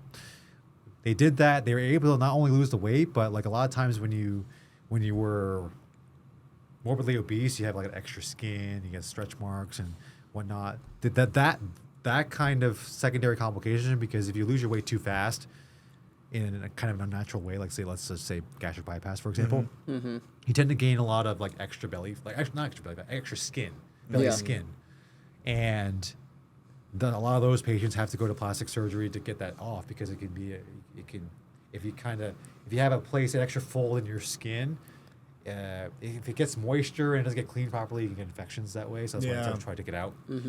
Well, when you do it, when you are able to fast and you're morbidly obese and you can fast for let's say a month at a time, you can actually not only lose the weight but also decrease the amount of those kinds of complications, because you're letting your body do its job. Yeah. And trying to get it to where it's most optimal. You have all the DNA, you have all the mechanisms to be able to accomplish it. It's just that we're sort of either denying the fact that we have that, or we don't want to do the hard stuff, because it's hard. It's very, very hard. Yeah. Especially since we're so wired to 3 meals a day nowadays. That's we don't need that. You don't really need breakfast. Honestly, I always tell people, just the first thing to try to do, probably one of the simpler things to do, is to skip breakfast, because one, for me at least, the benefits of skipping breakfast is, one, I can save some time during the morning and maybe wake up a little later if I really, if I'm getting ready for work. Less time for me to cook and stuff like that in the mornings, and just get to whatever I'm doing. Make sure you drink some water, obviously, but you don't need to do that. Yeah. So that's the other one of the biggest fallacies out there, is that you must have 3 meals a day. No, that's not true. So we're and it's just funny how we didn't know that at some point. By the way, we didn't know that, and so somehow we got to this place where we think we need 3 meals a day. Red meat's bad for you. You got to eat a shit ton of bread or whatever, or we got into all these places where, I don't know. It's funny. It's just funny how we got here. Yeah. Yeah. You kind of wonder, how the heck do we get here, and what caused us to get here? So I heard, there's plenty of theories behind that, but it's just funny to think about that. Well, this wasn't a problem in the 50s and before. You just ate what you had, and we really didn't have the technology to make fake food. Yeah. I heard one good advice from a nutritionist. They said you can eat as much and whatever you want as long as you make it yourself. The idea being that if you have to make it yourself, let's say you had to make a pie, you'd have to make the crust, make the thing, put it in there, bake it. It would take you half a day. And so you'd eat significantly less pie if you had to make it yourself. And also it lends you to more cooking your own food, using healthy oils, better ingredients, all these things. Well, rabbit hole back in the 50s, there was one parent in the household that worked. Yeah. Yeah. Yeah. You can all draw your own conclusions of where I'm getting at, but Yeah, there's more time to cook, more time to but like things were Different. less stress. different. Yeah. Yeah. Just saying. Yeah. Just, Oh, that's probably for sure a factor. yeah. Oh, you yeah. know? Oh, If you yeah. have at least one relaxed parent at the home that's not stressed all day fighting the world to make an income, it probably creates a calmer environment than both parents going out there having to go to war and come back and then whatnot. Yeah. So you can almost argue that maybe some of this was by design. Yeah. Yeah. I'm not gonna go out and say that, but I'll just let you all draw your own conclusions on that one. Yeah. Oh, yeah. Yeah. No, I buy into it. Real quick, just like, for, like, just geared towards men. Just as quick as you can, what are 3 foods that boost testosterone, and what are 3 foods that decrease testosterone? Great question. Let's start with the decrease one: tofu, soy, any soy product. Tofu. Edamame. Don't forget, edamame is a soy product, by the way. People don't know that. Okay. Number 1. Number 2. Sugar in general, like it's just desserts in general, because it's that's sort of an indirect one because it increases your body fat. So the more body fat you have, because a lot of times adipose tissue has cells those cells can tend to secrete estrogen. So, so a lot of people that eat a lot of sweet foods. All right. So soy. That's kind of indirect though, but you definitely include that because it's a very common thing that people eat. Yeah. Gotcha. So soy, sugar, What, alcohol? Oh, dyes. Dyes. Anything with dyes. So sprinkles. I used to eat those not gummy bears, but the fruit snacks. Yeah. They're not naturally flavored, number 1, and they're not Yeah. naturally colored either. Yeah. So the red 40s, the yellow 5s of the world. So anything colorful. So I love one of my I wouldn't say vices, but like one of my guilty pleasures is watching those how they make cake videos. It's very interesting to me how they make some of what? that stuff. Cake videos. Oh, yeah. Just how they make it. Like I don't eat what's the them. Baking Kings or whatever, the competition show they had. Yeah, but like Kings especially or what the ones where they make like an object out of the cakes. Oh, yeah. Like they make is like this I've cake seen or whatever. Oh yeah, they make like a swan, a big ass swan, or like but like they use a shit ton of colors because to make the white color or like whatever. I cringe at that a lot because I wouldn't eat it. I think it's cool. I think it's cool that they can build that out of food and it's also crazy. Like you could take this for example and make it a cake and you can I can't slice it right now, but when they make a cake out of it, it looks like the real thing, and that's what really amazes me. But then obviously well, this is not terribly uncolorful. You can probably make this out of like licorice or something like that. But like let's just take a look like let's say it's rainbow colored. Yeah, there's gonna be some colors in that. Yeah. 100%. Not only that, the colors not just it just lowers testosterone, but also especially in kids. This is where this is really fucked up. But the colors can also worsen ADHD. Yeah. So Really? think about what kids eat: Fruity Pebbles, Tricks, fruit snacks. Twizzlers. Twizzlers, actually, they may have colors in it. I don't know, but I don't remember. But cakes, Yeah. cupcakes, all that shit. They because we also like say, oh yeah, it's made for kids. Oh, no, made for kids, and they're on their way to Ritalin and a bariatric surgery visit. But think about those kinds of things, and then now you're seeing a crap ton of ADHD being diagnosed. Yeah. In the iPad generation. So, again, it's sort of which came first? Is it the nutrition? Did our food get worse, and then all this shit happened, or did our society just like ignore all this shit and then their food got worse? Yeah. I don't know. It's hard to say. I'm more on the side of our food got worse, and then we're able to start having. Then we start degenerating as a society. Yeah. So I think it chemically happened first to make us all weaker, and then then that allowed to open the door for all this other stuff to happen.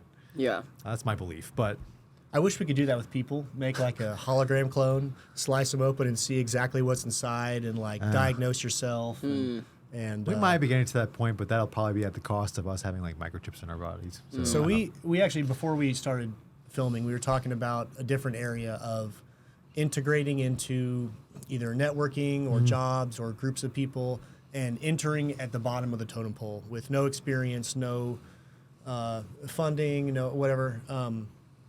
What are some tips you have to guys doing that? Like guys going into medical school or opening their practice or whatnot? Well, number one, you have to really think about going to, I don't recommend going to medical school this day and age. Okay, well. I really don't. No, you have to think about it really, really, really, really hard because you're in for decades of, unless you can pay it off, unless your family's rich and you can pay it off outright, you're looking at decades of financial stress. Yeah. Not just your decades. Well, how do you convey value when you are valueless? Oh, just in general? Yeah. Not even just in medicine? Not necessarily medicine, just any field or, integrating. So if you're a young guy and you're trying to make your name for yourself, what would you do? Okay. Yeah, so it's as a young man, it's hard in general because you're so young and lack of experience, and you probably chances are you don't have money to be able to break into the upper echelons of society and the more powerful people out there. It's very difficult. When you do get the chance, because some people don't even get the chance. Let's just put it that way. Some people don't even get the chance. But if you do get the chance, and number one, you got to recognize that you got the chance to have this opportunity. So don't fuck it up, because you may not ever get that chance again. So recognize what you're dealing with right now. Okay. Number two, don't fuck up the relationship. What I mean by that is present as much value as you can provide. What I mean by that is, you may have to go beyond your means to say like, hey, let me cover this X bill. Now, there is a range. Everybody has a range, and usually the people at the upper echelons of society understand that. They know when somebody is kind of being pretentious and they're trying to just scoot by and pay the absolute minimum on their share of the bill, for example, versus they're trying really, really hard to just show that they want to not just show value, but also be teachable. Okay. And just presenting it up front without me having to ask. If I have to say, hey, or I have to goad you to say, hey, do you want to pay for this part of your bill or whatever? Now, I may not ask that depending on the situation. I may just say, hey, it's okay, fine. But the fact that you did it without me having to prompt it, just basically you want to show that person that you want to be able to give them value back at some point in time. You may not be able to give a lot back, but you're willing to do it. The act of you wanting to do it. Yeah. So the key though is that without me having to ask. Okay. And something we don't teach very much. The problem with that is, let's just say, I pay, we go out and you're 19 years old. Okay.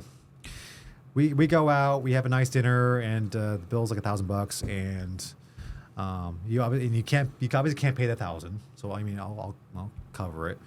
But right away after I give the waiter the check with my credit card in it, you come up to me and say, it's like, hey, how much do I owe you, or that kind of thing. Just asking the question. Yeah. Just ask the question.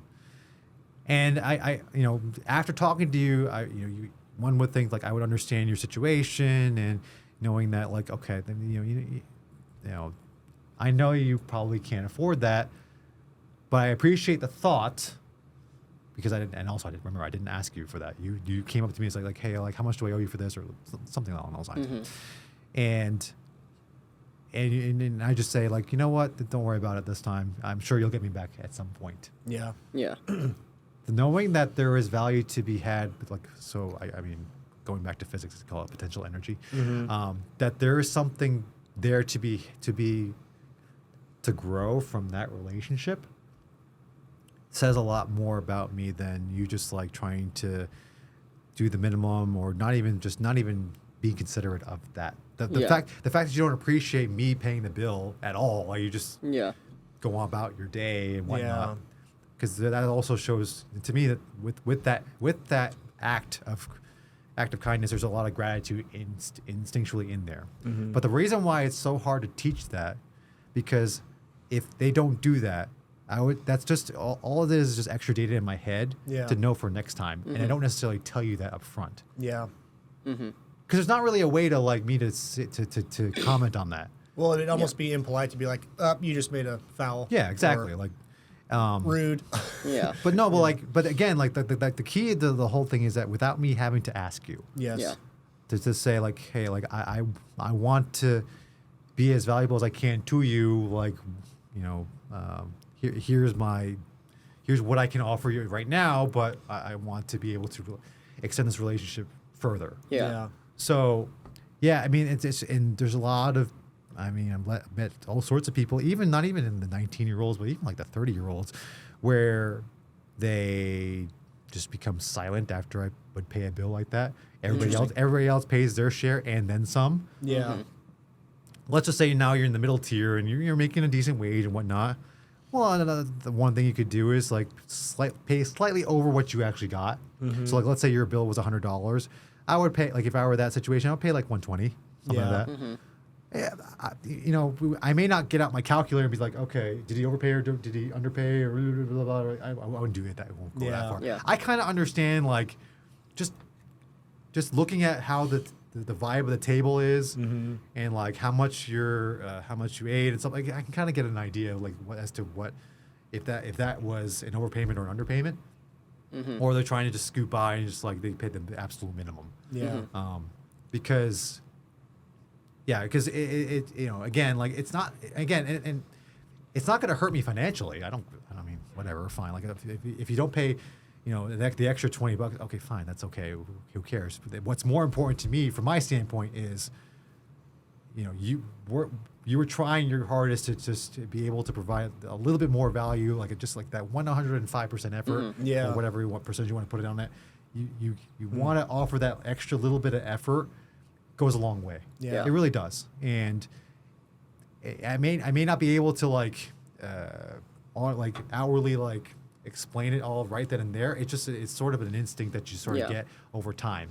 Once you start like interacting with more and more people, you can sort of see like what's in. You can kind of sort of see what the psyche is amongst those kinds of the differences between those two people. Yeah. And you know, honestly, like the folks that I've hung on to have done, you know, they've always tried to pay me back even, and not even just like 1x, but like 2x. They try to go double. Yeah. And I know they don't have the means of doing it, but because I know that, and then they're trying their hardest to. The gesture means more. Almost. The gesture means way more, and I'm just like, now I really want to help you. Yeah. Because now it's not gonna my time and extra energy for me to help you is just good. Now I know it's going to come to good use. Yeah. Because yes, it may not benefit me directly, but you know what? I get a lot of pleasure from helping people succeed and seeing that.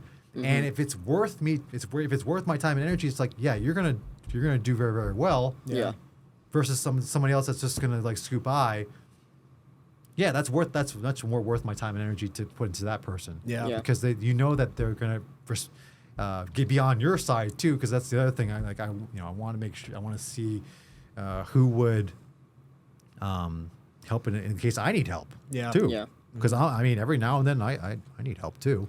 I love that about Venmo, actually. Venmo, that you can find a way to politely offer to pay somebody, Yeah. and then you can overtip or overpay or whatnot without having to throw cash and then have this awkward exchange of bills, you know, and then they have, you know, you can kind of discreetly exchange information and do it without having to make a big show of it. Yeah, and the way I typically do it is I throw the receipt out there with how much I tipped and all that stuff. I just throw it out there. Yeah. And I let people deal with it with what they do. But and just see what happens without me having to do anything. It's a very low cost, low time effort.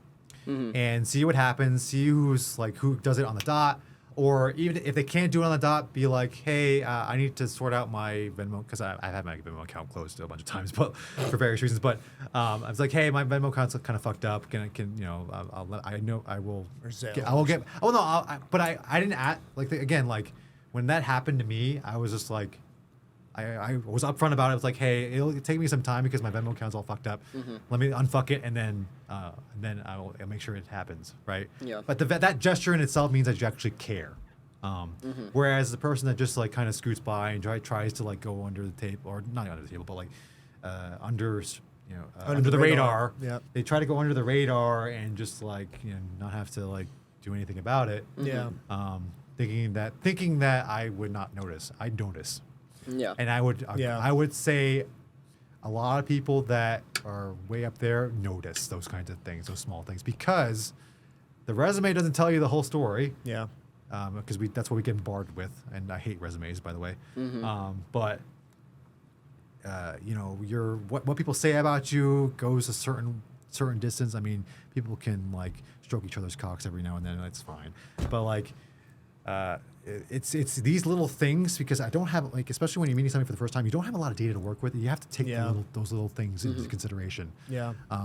And yeah, it might be a little bit petty, but honestly, like, when you interact face to face, is the benefit of interacting face to face versus Zoom call versus whatever is when you interact with people, like these small little things, it's most of the time it's probably what their baseline actions are going to be. Yeah. It's kind of like you predict that. Yeah. So yeah, you have to kind of think of it that way. And yeah, it may sound petty like on paper, but again, like I need to get as much data as I possibly can. Well, it's human psychology. Yeah. And each interaction is an opportunity to make a good impression, no impression, or a bad impression. Yeah. And kind of, I guess, like the Hippocratic Oath, it's better to make no impression than a bad impression. But Sure. you always want to take those opportunities to make a good impression. And you don't need a lot of money to do that. Yeah. Well, I feel like I can give some good advice on this because that's like what I did. Like, I mean, I'm a young guy. I didn't have money for a long time. I still don't have a lot of money now. But I feel like if you're somebody that wants to try to figure out how you can add value to somebody's life and you feel like you don't have any, first thing you need to do is spend 2-3 months just studying human psychology, figuring out what makes people tick. And Or the opposite. what do you mean? Not just tick, but like also like what makes people What rubs feel the wrong good. way? Yeah, Oh, yeah. Just figuring out like how humans react to given situations, and put yourself in social situations where you have to interact with people, because a lot of people have phones nowadays. They don't do any human interaction. So once you learn that, then even if you don't have a lot of money where you can cover the bill like that, like you said, the gesture is there. But even more so than that, I feel like whenever you are or do get the opportunity to talk with these high-level people, ask as many fucking questions as you can. Get to know these people as in-depth as you can. Figure out what issue or problem they are having. It might be the most minuscule thing, and then find a way to solve that problem. Don't tell them you're solving it, then go spend 2-3 days, figure out how to do it if you don't know how to do it, and then message them and be like, hey, I remember in our conversation this, and that happened. I figured out how I can do this, and this. That's great. I can help you with this. It's just finding their problem or whatever is going on in their life that they need help with, and solving that issue for them completely free, not expecting anything in return. That's the biggest thing, is just doing it out of the kindness of your heart. And by doing that, you're going to start building relationships over and over, and then you get introductions to other people through them, and then you just start building your network over and over and over from that. Yeah, I will summarize what you just said in one word: is listen. Yeah. Listen. Don't like stop talking for a second, because because a lot of times when you're in that situation, when you're in that position, if you're talking, you're not talking about a whole lot of things that are important to me. Yeah.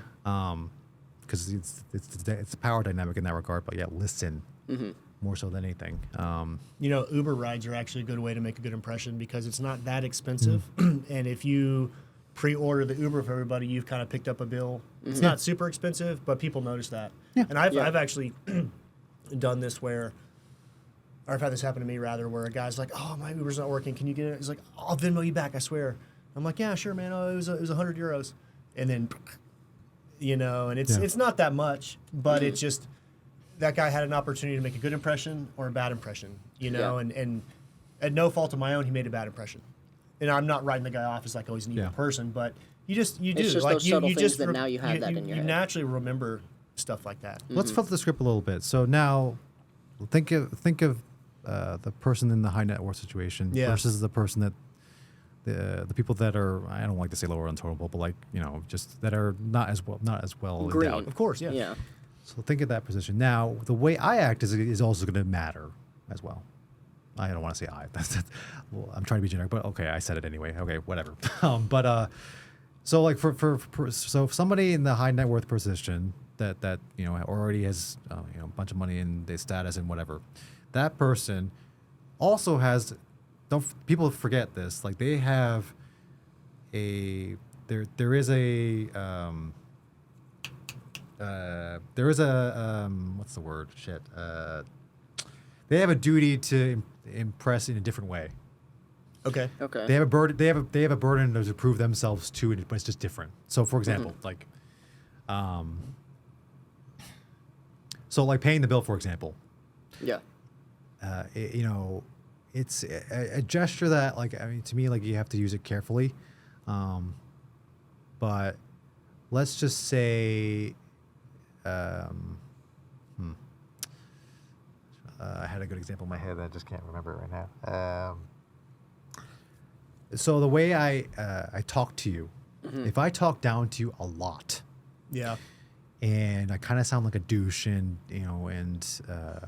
thinking that you're nothing, you can't provide me any value at all. Like I don't believe that at all. I think every person can until proven otherwise. Yeah, you have to give them the opportunity to present that.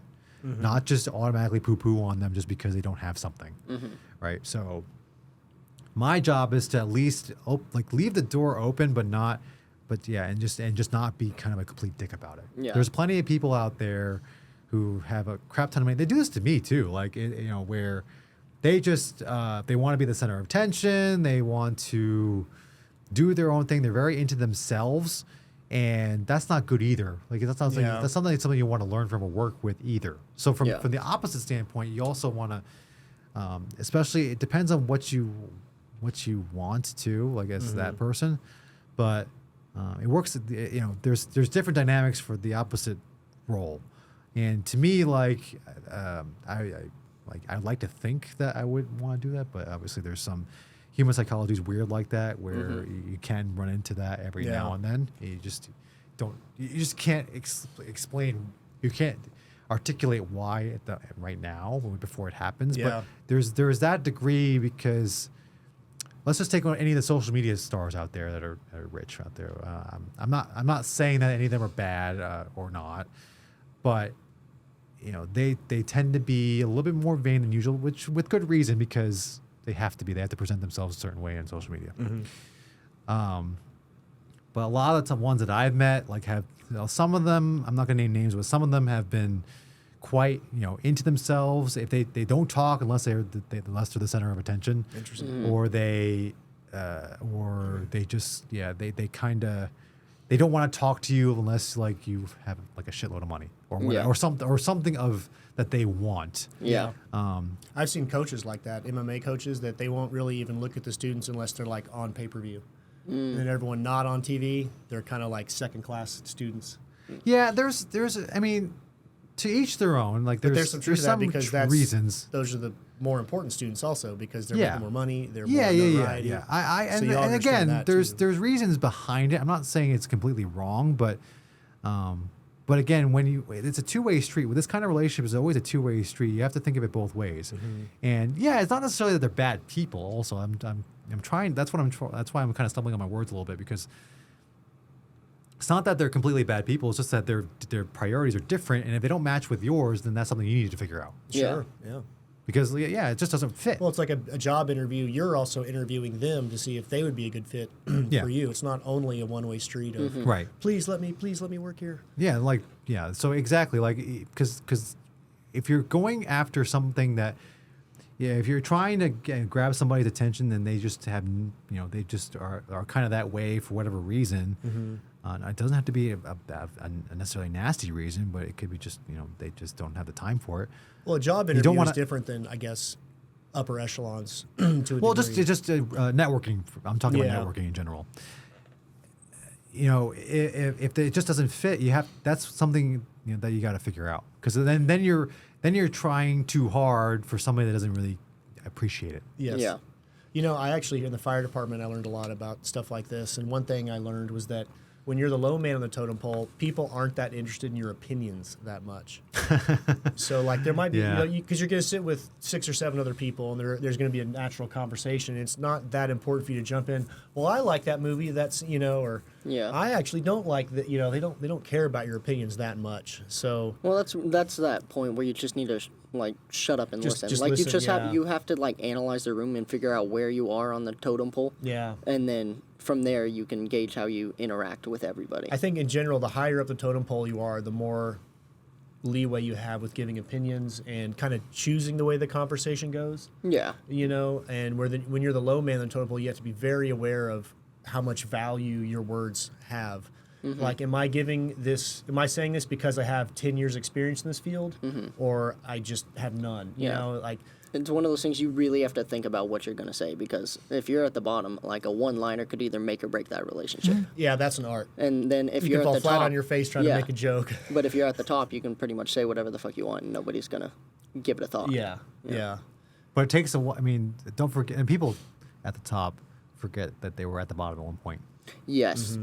At the end of the day, like, everybody's still human. Yeah. Like, everybody's still human. Well, what I've noticed with most successful people is they actually are not greedy. They actually want to help other people become successful too. And I think that's a trait it takes to be successful, is to be a team player and find satisfaction helping people. The greedy people they really don't make it that far up the totem pole, I think. It's a balance. Yeah. And we'll go back Maybe to... I'm totally wrong on that. No. So we'll get to back to health also with this point that I'm trying to make here, is that it's a balance amongst all facets, where you can, like, there's only, I mean, to get to like the Jeff Bezos levels and stuff like that, like, dude, did somebody really need that much money? Yeah. No, that might sound communist to me, but like, the people are, so there's some people that are just that way, where they're so like addicted to that rat race and just getting more and more and more and more. Yeah, they have the money making gene. But when you have a loss of balance with your body, with your health, with your spiritual life, with your relationships, the money doesn't matter. Yeah. And this is where I see some of there's definitely a population of the ultra wealthy who are fat or very unhealthy. And I actually, like, we often like to think it's like pervasive now in social media, where like if you have a lot of money, you're free. Okay, that's partially true. I think that's partially true. However, if you are overweight, it takes you like freaking forever to just do a simple task like brushing your teeth, you're actually not free at all. And you can have all the money in the world, you can have all the age you can, hire all the people that you want to do all these things for you. But if at the end of the day, number one, you can't enjoy the money that you have. When you're just incapable of, like, when it's such a chore for you to just get up. And I'm using an extreme example, but like there's obviously some people in poor health that they have poor health and then they have a lot of money. Well, does that necessarily make up for it? No, I would say I don't think so. Because you're actually enslaved to your own body. Your own body is your own jail cell. Where, for whatever reason, whether you're not able to do the simple things in life, and you can't enjoy the finer things in life as well. Yeah. For whatever reason, because you're due for your next pill already, or you have to go to dialysis, or you just you need somebody to help you shower. Like, that's a life enslaved, in my opinion. So that's where what I mean by balance. You have to be able to be self-sufficient in all of these areas to a certain degree, and that's where the ultimate freedom lies. Is that if you can take control of everything, and be also free, not just what I mean by spiritually, not just obviously, have a belief in God and something that's greater than yourself. That there's something there's a being out there, not necessarily just God, but like a being out there that's much greater than yourself, much more powerful than you. You're not the strongest, but you're not the all powerful being. Yeah. Nobody is. No human is.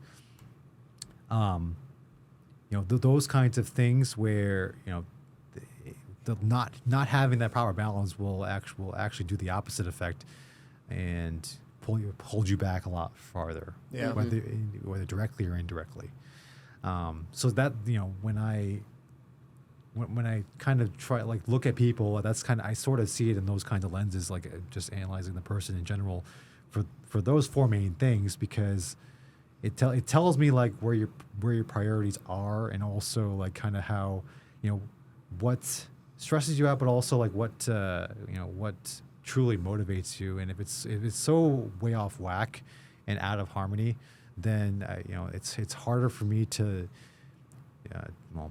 do business with you, or to work with you, and to some level limits my intention to do that. And this is obesity you're talking about specifically? Well, not just obesity, but let's promiscuity is a good one.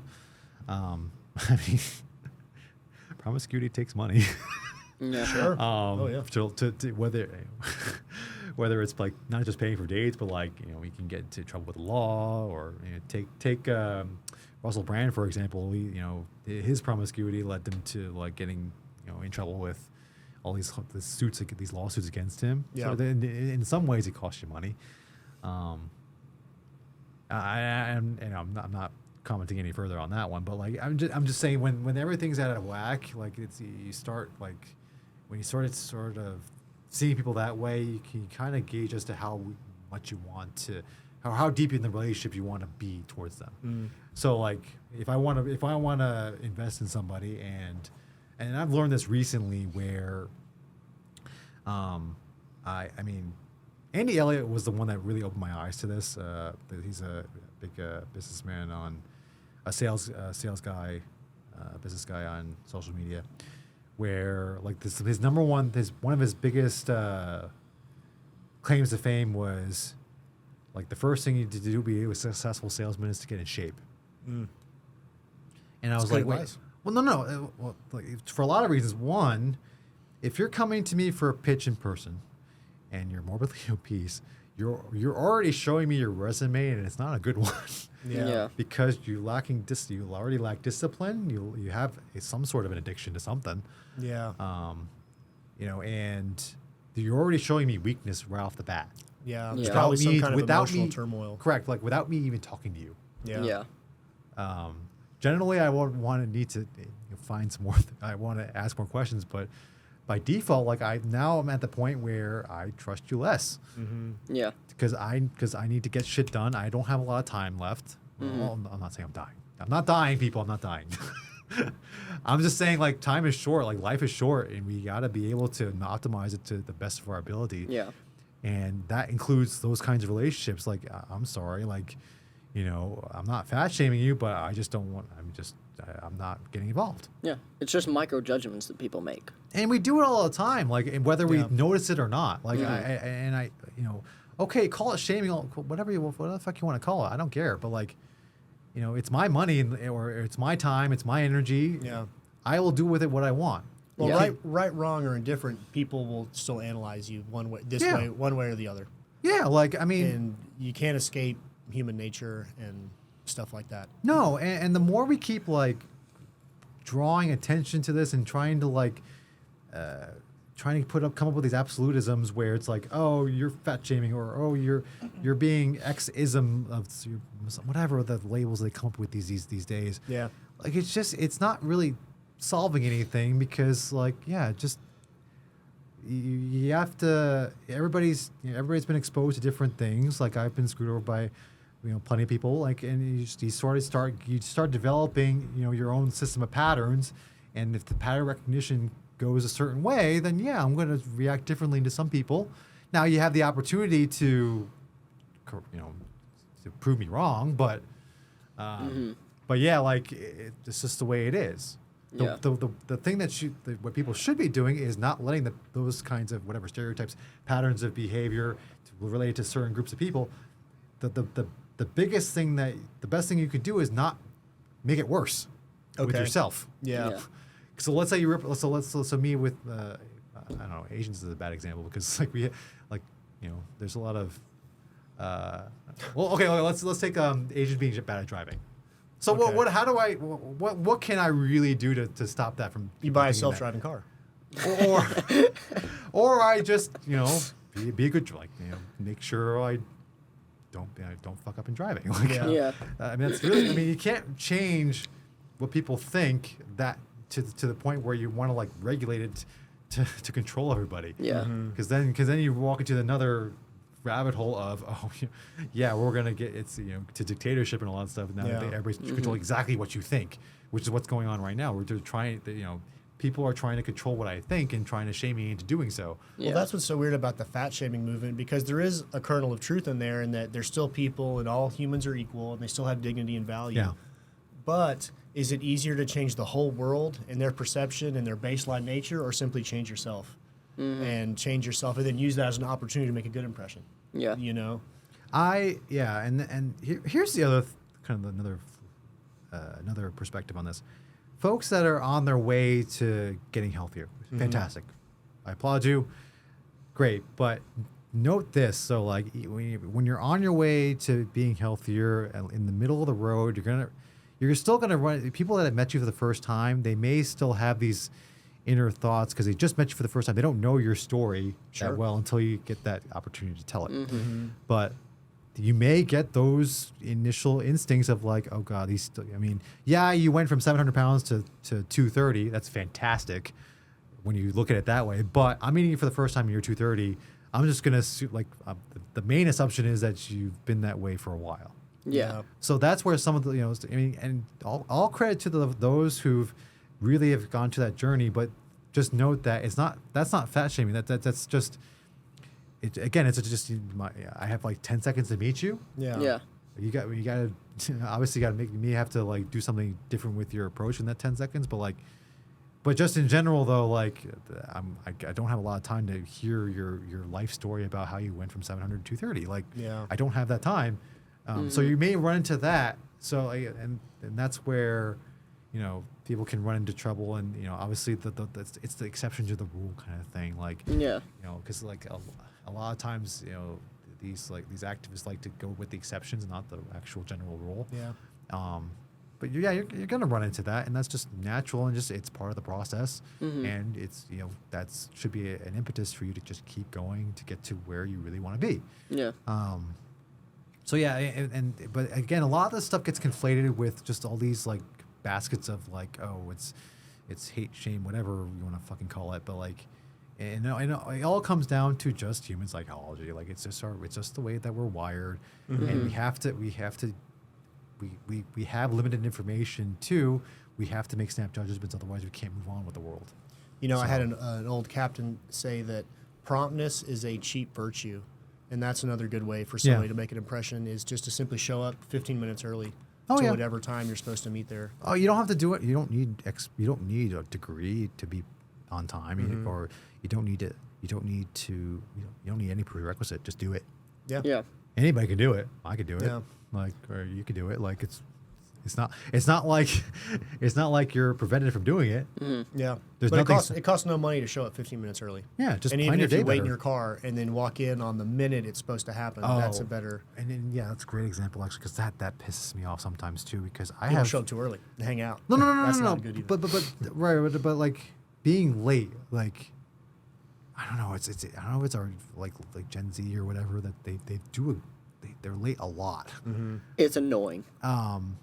And like that extra 5 minutes. Like if you told me in advance, like, oh yeah, I'm gonna be 15 minutes, like, great, fine. You told me in advance, I can start like get my laptop out, do some extra little small little things, get done while I wait. Fantastic. But if I have to, like, if you just don't tell me, and like, oh my God, it's so. Like, people don't realize like how small. It may seem like a small thing. Oh, it's 15 minutes of your life. Go, get over yourself. No, I'm not gonna get over myself. Like it's a big deal. Like, cause it shows that one of the, you don't value other people's time, and it's disrespectful too. Yeah. Now there are some cultures where it's a little bit okay. It's a little more acceptable. I'm not one of those people. Like. For the most part, I would say people will react the same way as I do. Yeah. There's obviously some exception, or if I'm late too, okay, then but at the very least, I usually tell people like, I'm gonna be 15 minutes late because I got a patient or something like that. Yeah, always notify if you're running late. Yeah. So or if you have to and also if you have to reschedule, it's totally fine, whatever. Yeah. But yeah, that's another thing that's just so simple, but like people just don't do it, or they don't want to do it, or I don't know what the reason is, but like yeah, you're right, it's fucking annoying. Like I hate that. Well, they say too that, but on the flip side of that, if you show up like say an hour early, Yeah. and then you say, "Oh, I'm here," and it's like, "Man, I'm busy for an hour," Yeah. and now this guy feels rushed to, you know, like the sweet spot is about never show up earlier than 30 minutes, Yeah. and so between that 30 and 15-minute window is kind of where you want to be there, Yeah. you know. Yeah, you got to play the early card. I mean, it's a little bit, you get better leeway with the early card, but yeah, you also don't want to make it seem like you don't want to rush the person. But yeah, that's a fine line. That's a probably more nuanced topic. But yeah, it's the late that really gets people fired up. Yeah. Early, I'm like, okay, fine, like great. And at least I know you're there. So I mean, me personally, I don't early. Doesn't bother me that much. I know it bothers some people. It's like, like they get overly overexcited about, oh god, and now I have to like, I can't have this person wait for so long. Yeah. I just say like, well, they understand like they're too early, so like, but they just wanted to let you know where they are, just so that you're ready to go. Mm-hmm. I mean, that's totally fine, but again, it's how you perceive that. You know what I found is actually another one that's given me a lot of ideas is being positive. Positivity is also free, and it's a very big deal. So like if you open your mouth and you complain or you say, oh yeah, that does suck, blah, blah, blah. Like be very aware of the intention of the words if they're positive. Mm-hmm. You know, if everything you say is positive, even if you're dumb and broke and whatnot, people will have a better time being around you. Yeah. Oh yeah. I mean, that's enough said on that one. Like, it's just, I mean, I don't want to, especially like, all the folks that we're talking about, fat shaming and all that stuff. They're all they're claiming victimhood. It's just like not a good look in general. Mm-hmm. Yeah. I don't want to. If you're sort of stuck in that mindset, I don't really want to hang around you. Yeah. Yeah. That's just in general. You're just not as fun to be around. Sorry. Yeah. Like. Yeah. That's reality. And if you want to claim that I'm hating you, like, oh, okay, fine. But like. I mean, and also to the fact that if you don't think I understand what you're thinking or like understand your situation, that's another thing. Like, that means that you're, the fact that you're thinking that like your victimhood doesn't like the fact that you're thinking that your victimhood doesn't mean anything. Wait, the fact that I don't understand your situation like at all is also saying like that's also kind of a disrespectful thing. Does that make any, I don't know if I said that right. What are you trying to say? I don't get but like the fact that you think that I don't know what you're dealing with. Okay. It's like no, I understand like what's going on, but like the fact that you're thinking that I have no idea. Yeah. Or whatever, that you have to lecture me on it. Yeah. Like no, I'm good. Like being lectured to is not good either. No. Yeah. There's a lot of like really cringy videos out there that they get ultra cringy when they start babying you. It's like like they act like the really cringy teacher that's like they treat you like a child. Like nobody wants that. Mm-hmm. Yeah. Like why would you do that? Like it's uber cringe. Like I've had dates like that too where they just start lecturing me. It's like what's going on here? Like, because it's I don't know if it's entitlement, but it's just that they have this, it's almost like victim superiority. Yeah. It's weird. It's very weird to say that. It's a non sequitur, but like no, but that's a great way to describe it. Mm-hmm. Yeah. Like nobody should do that. Like it's not like that's actually an aspect of human nature too. Kind of like assessing people based on their body fat is. Other people's problems always seem so much easier to solve and insignificant compared to your own. Yeah. On one hand, that's why it's good to ask for advice because they can probably look at your problem and just, here's what you got to do. And you're like, oh, gee, that's so much easier than I thought it was. Mm-hmm. But also you keep that in mind if you start talking about your problems, that they're always going to seem less significant to other people. Yeah. And so in general, it's better, like especially in this professional environment, like just keep your problems to yourself unless like directly asked. And even then try to like not play it up so much. Yeah. Going back to the victim superiority, this is what I have issues with academia. Like there's so many people that are so insufferable because they think they know everything, even though like they're claiming to fame is this one little topic that's like so nuanced.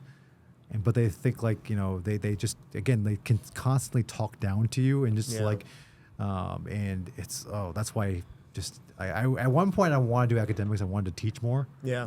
But I was just like, no, not in this environment. Holy shit. Like, it's just like, some of these people are just insufferable where they just like, there's no other better way to put it. They just talk down to you all the time. And even if you're a peer, like, it's just like, bitch, what the fuck are you doing? Like, and then especially when they're claiming the fame is just this one small little topic, and then yet they're either they have a really shitty family life, and then they have they're overweight, and then they got so much other problems, but they have to claim superiority over you. I don't try to do that, like, at least not intentionally, but like, because I know I have my own fault. I have my own faults. I'm human too. I'm a sinner as well as the rest of us, but I'm not going to stand here and say that like I know everything either. So and again, that's why my approach has always been, I'm trying to get you to kind of get you to figure out some of these, figuring out how I got to the answer versus giving you the answer. Okay. Yeah.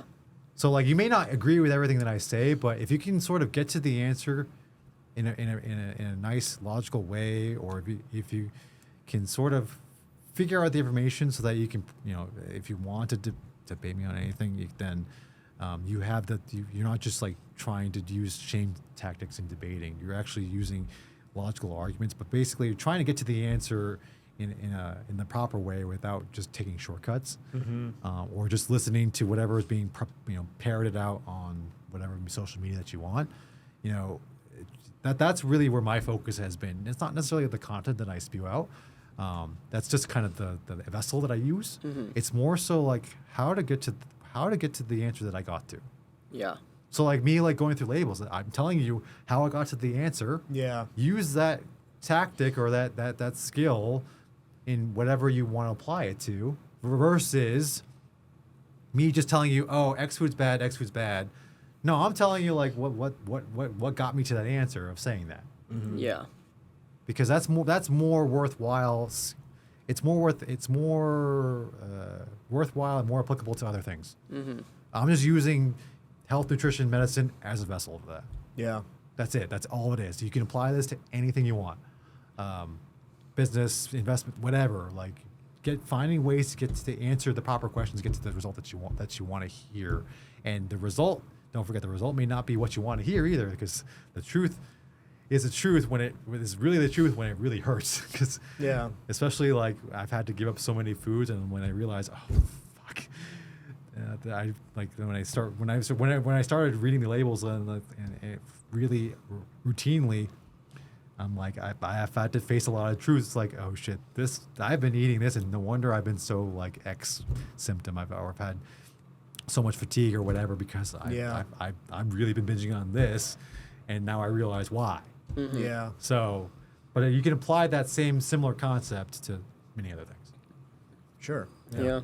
Well, I like your social media because you deliver a lot of information, not from a top-down perspective, but from like a I'm your friend kind of perspective. Yeah, and I try to, some of this can be very esoteric to people, especially without science backgrounds.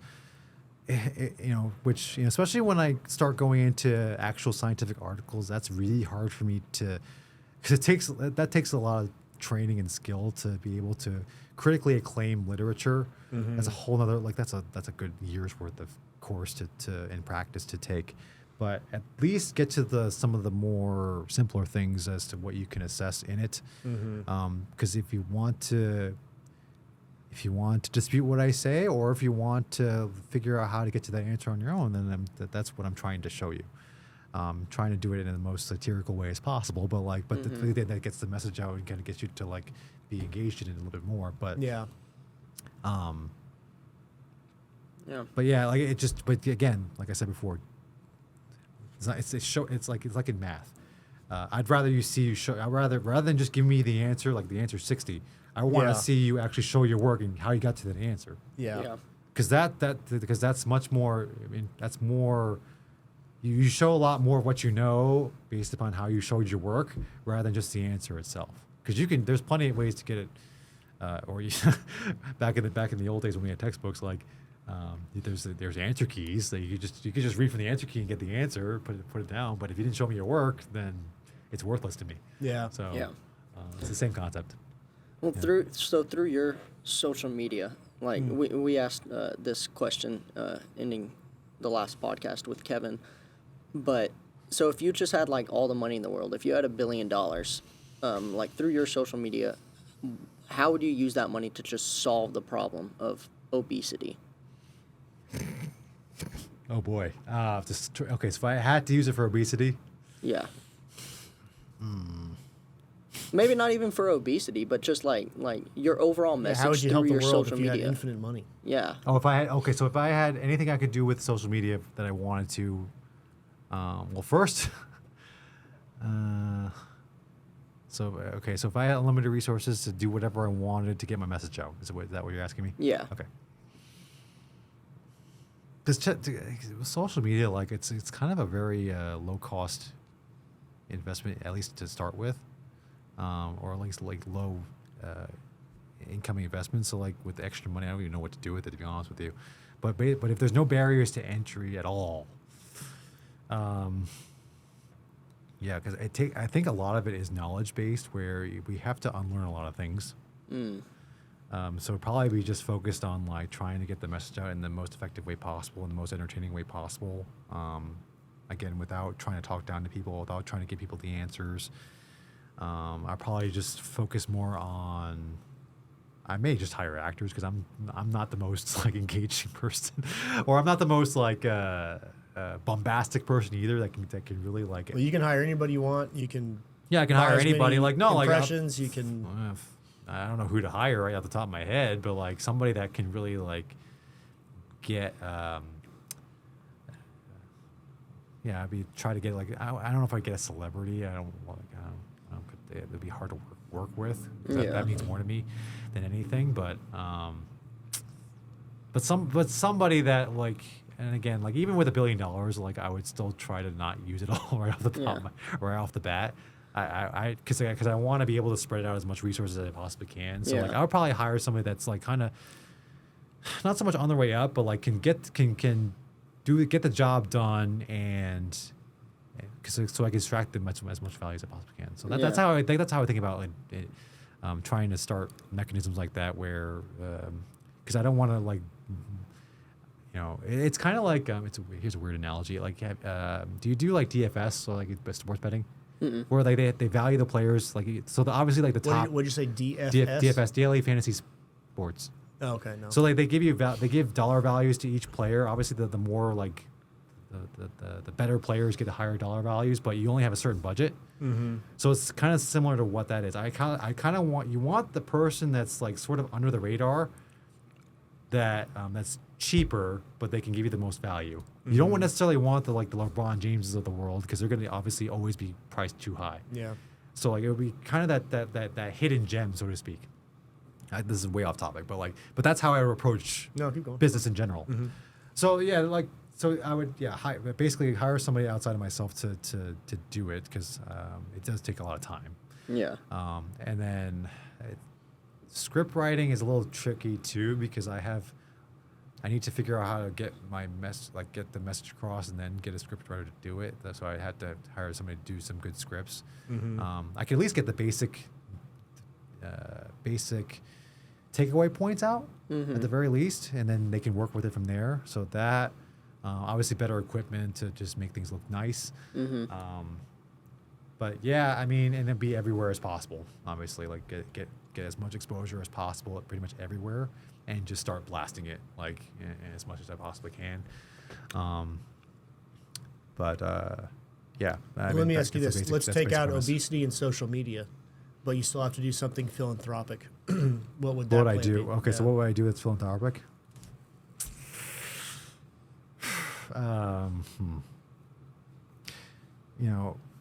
Philanthropy is a good topic because there's some things that I have put a lot of money into that ended up not being very fruitful for various reasons. Yeah. Because I have donated to schools before, and that ended up being not that cost effective because especially with salaries and all that. Like if I donate 10 grand, that's only like a sixth of a teacher salary. Yeah. That's not going to really do much. Yeah. So basically, what you're asking is like, what kind of charities would I want to put in? Yeah. Because you can create them. Yeah. Maybe not even charities you would put in, but like if you just had like billions of dollars that you could throw at a problem and to solve something for humanity, like what would that be? I would work to buy like Facebook, like do what Elon Musk is sort of doing. It's like buy Facebook and Twitter. The problem with that though is like No, that's a good answer. the problem with that though is I'm also not one to say that I can fix it if I had control of it either. Yeah. Because that's getting to the point where you're too full of yourself. Like I may make the problem worse. I could. It could be very well possible. So, and I just don't even know. I just don't know what it is right now off the top of my head.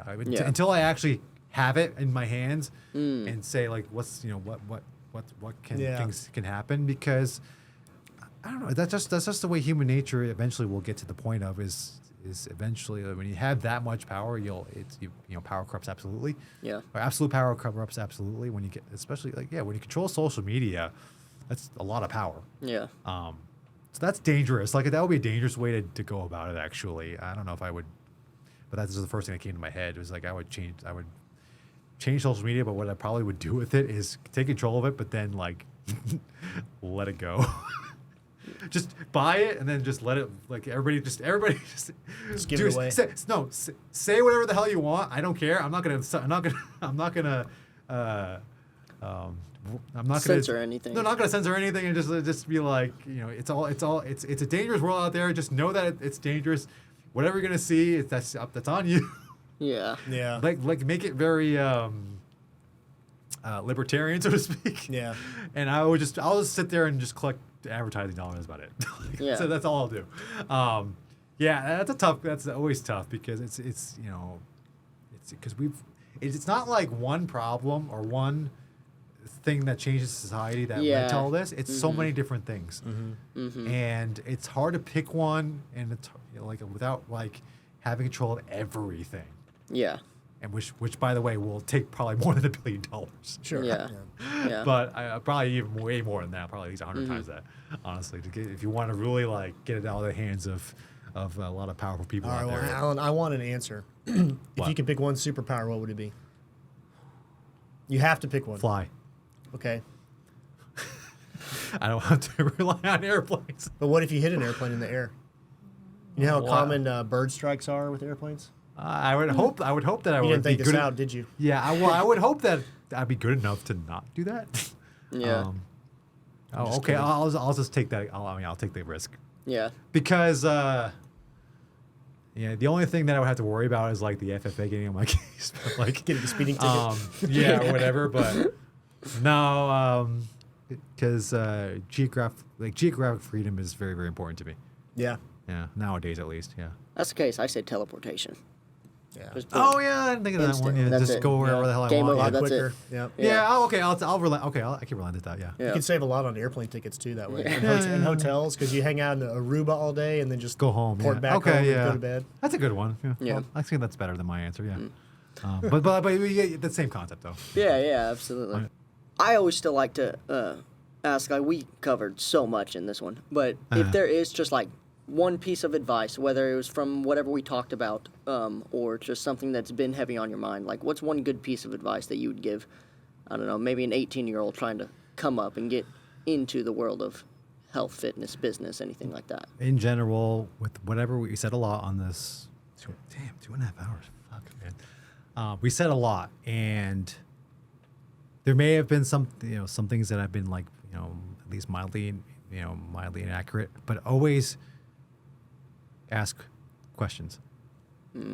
Keep doing it. I mean, you could be an avid, I believe everything this guy says, and the worst thing you could do is trust me completely. You always trust but verify. Yeah. But keep questioning it no matter what. How much you are because we were in this problem right now where we're sort of gravitating towards certain individuals for whatever reason because they said some viral thing on the internet, and now we're taking that in either. We're kind of going all or nothing either way, either direction. Either we're so gung ho, like we're so avid followers of this guy, or everything that we're so pinpointing. What they say one thing wrong, they're dead to us. That kind of thing. Yeah. Question everything being like, there's always another side to every story, but also like, at the moment where you just take everything by gospel without verifying what you're seeing, that's where we get run into trouble. Where now this person has got so.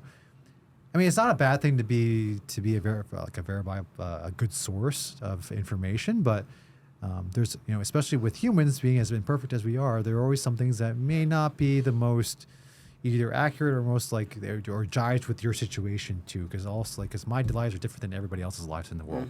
So not everything I say would also apply to you either. So always question it. Yeah, you can if you like what I say, fantastic. If you don't like what I say, fantastic as well. I mean, that's fine.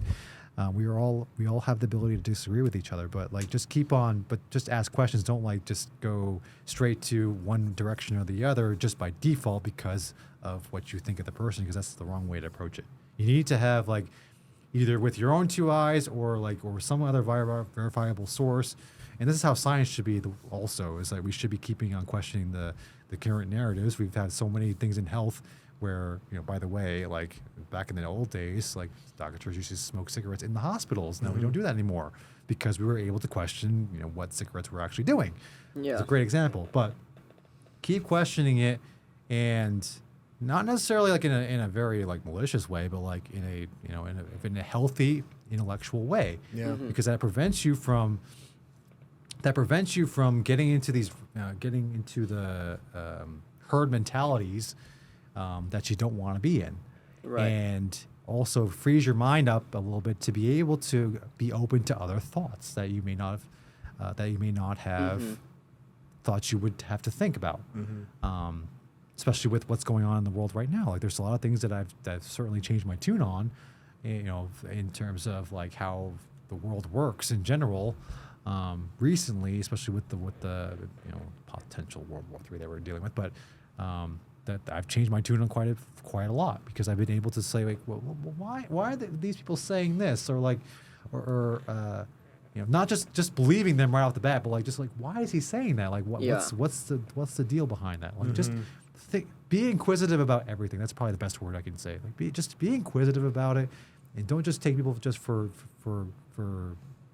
just don't take people for Face value? Yeah, face value. Usually when I put out at least long form content that's going to be coming out soon. By the way, shameless plug. It's the channel will be called Your Health Unplugged, and it'll have a bunch of segments. But usually when I put out, on YouTube, it's coming out shortly. Not yet, but when I put in the description, though, I'll show you where I'm getting all this information. You can read it yourself and ask the questions too. And if you believe what I say, then fantastic. But if you don't believe what I say, then you can, at least now you have something to work off of. So that's where healthy debate, healthy questioning the narrative comes into play. And learning how to do it is a very valuable skill. Yeah. Because that could really free up a lot of people waste their energy on just what somebody says because they're the person that said it. Because it's weird. If one person says the same exact thing versus another person says the same thing, just because the difference between the two is that they hate this person by default and they love this person by default. They say the exact same thing, but they believe one way or the other. That's how psychology works. So that's why take the whoever's saying these things off the table, and no matter who it is, I don't care how much you like him or hate him, just go back to the base what their stance is in general, and just figure it out from there, and take the emotional aspect out of it. Yeah. Being inquisitive in a more objective sense, take the more subjectivity out of it as much as you possibly can. Okay. Yeah. So, well, Alan, tell us again where they can find you. Instagram, unplugged.md. Is sort of building. The Instagram is really the main one right now, but I'm on X at unplugged_doc. I sort of was on TikTok, but I don't know if we're having the ban yet. Yeah. Well, your YouTube will probably be out by the time this episode gets posted. So what is that called again? Your Health Unplugged. I don't. I have to debate which. That's Your Health, Unplugged will be the name of the channel, and we'll have some stuff out there. I will obviously post some of that on Instagram and X when it starts coming out. There's going to be some of the stuff we talked about here actually. Okay. But again, I'm trying to kind of do the things that I've said here, is showing you like where I got to these answers, so to speak, in a kind of entertaining way as much as I possibly can. So if you like it, drop a comment. If you don't like it, drop a comment too, because that'll help the algorithm. But Like, subscribe. Absolutely. like, subscribe, all that stuff. But no, I mean, and then there's just just a way for me to just at least get that out, because I don't think there's plenty of people that do the same thing that I'm doing, but some of them are just kind of boring. Mm-hmm. So I'm trying to do it the most entertaining way I possibly can, or at least something different that you may not have seen before, and hopefully it all works out. But I appreciate that from all the folks that are listening. But and hopefully you got something out of this. Yeah. Awesome. Alan, that was great. Thanks, man. Thank you so Thanks for much having for me. coming on. Absolutely. Yeah.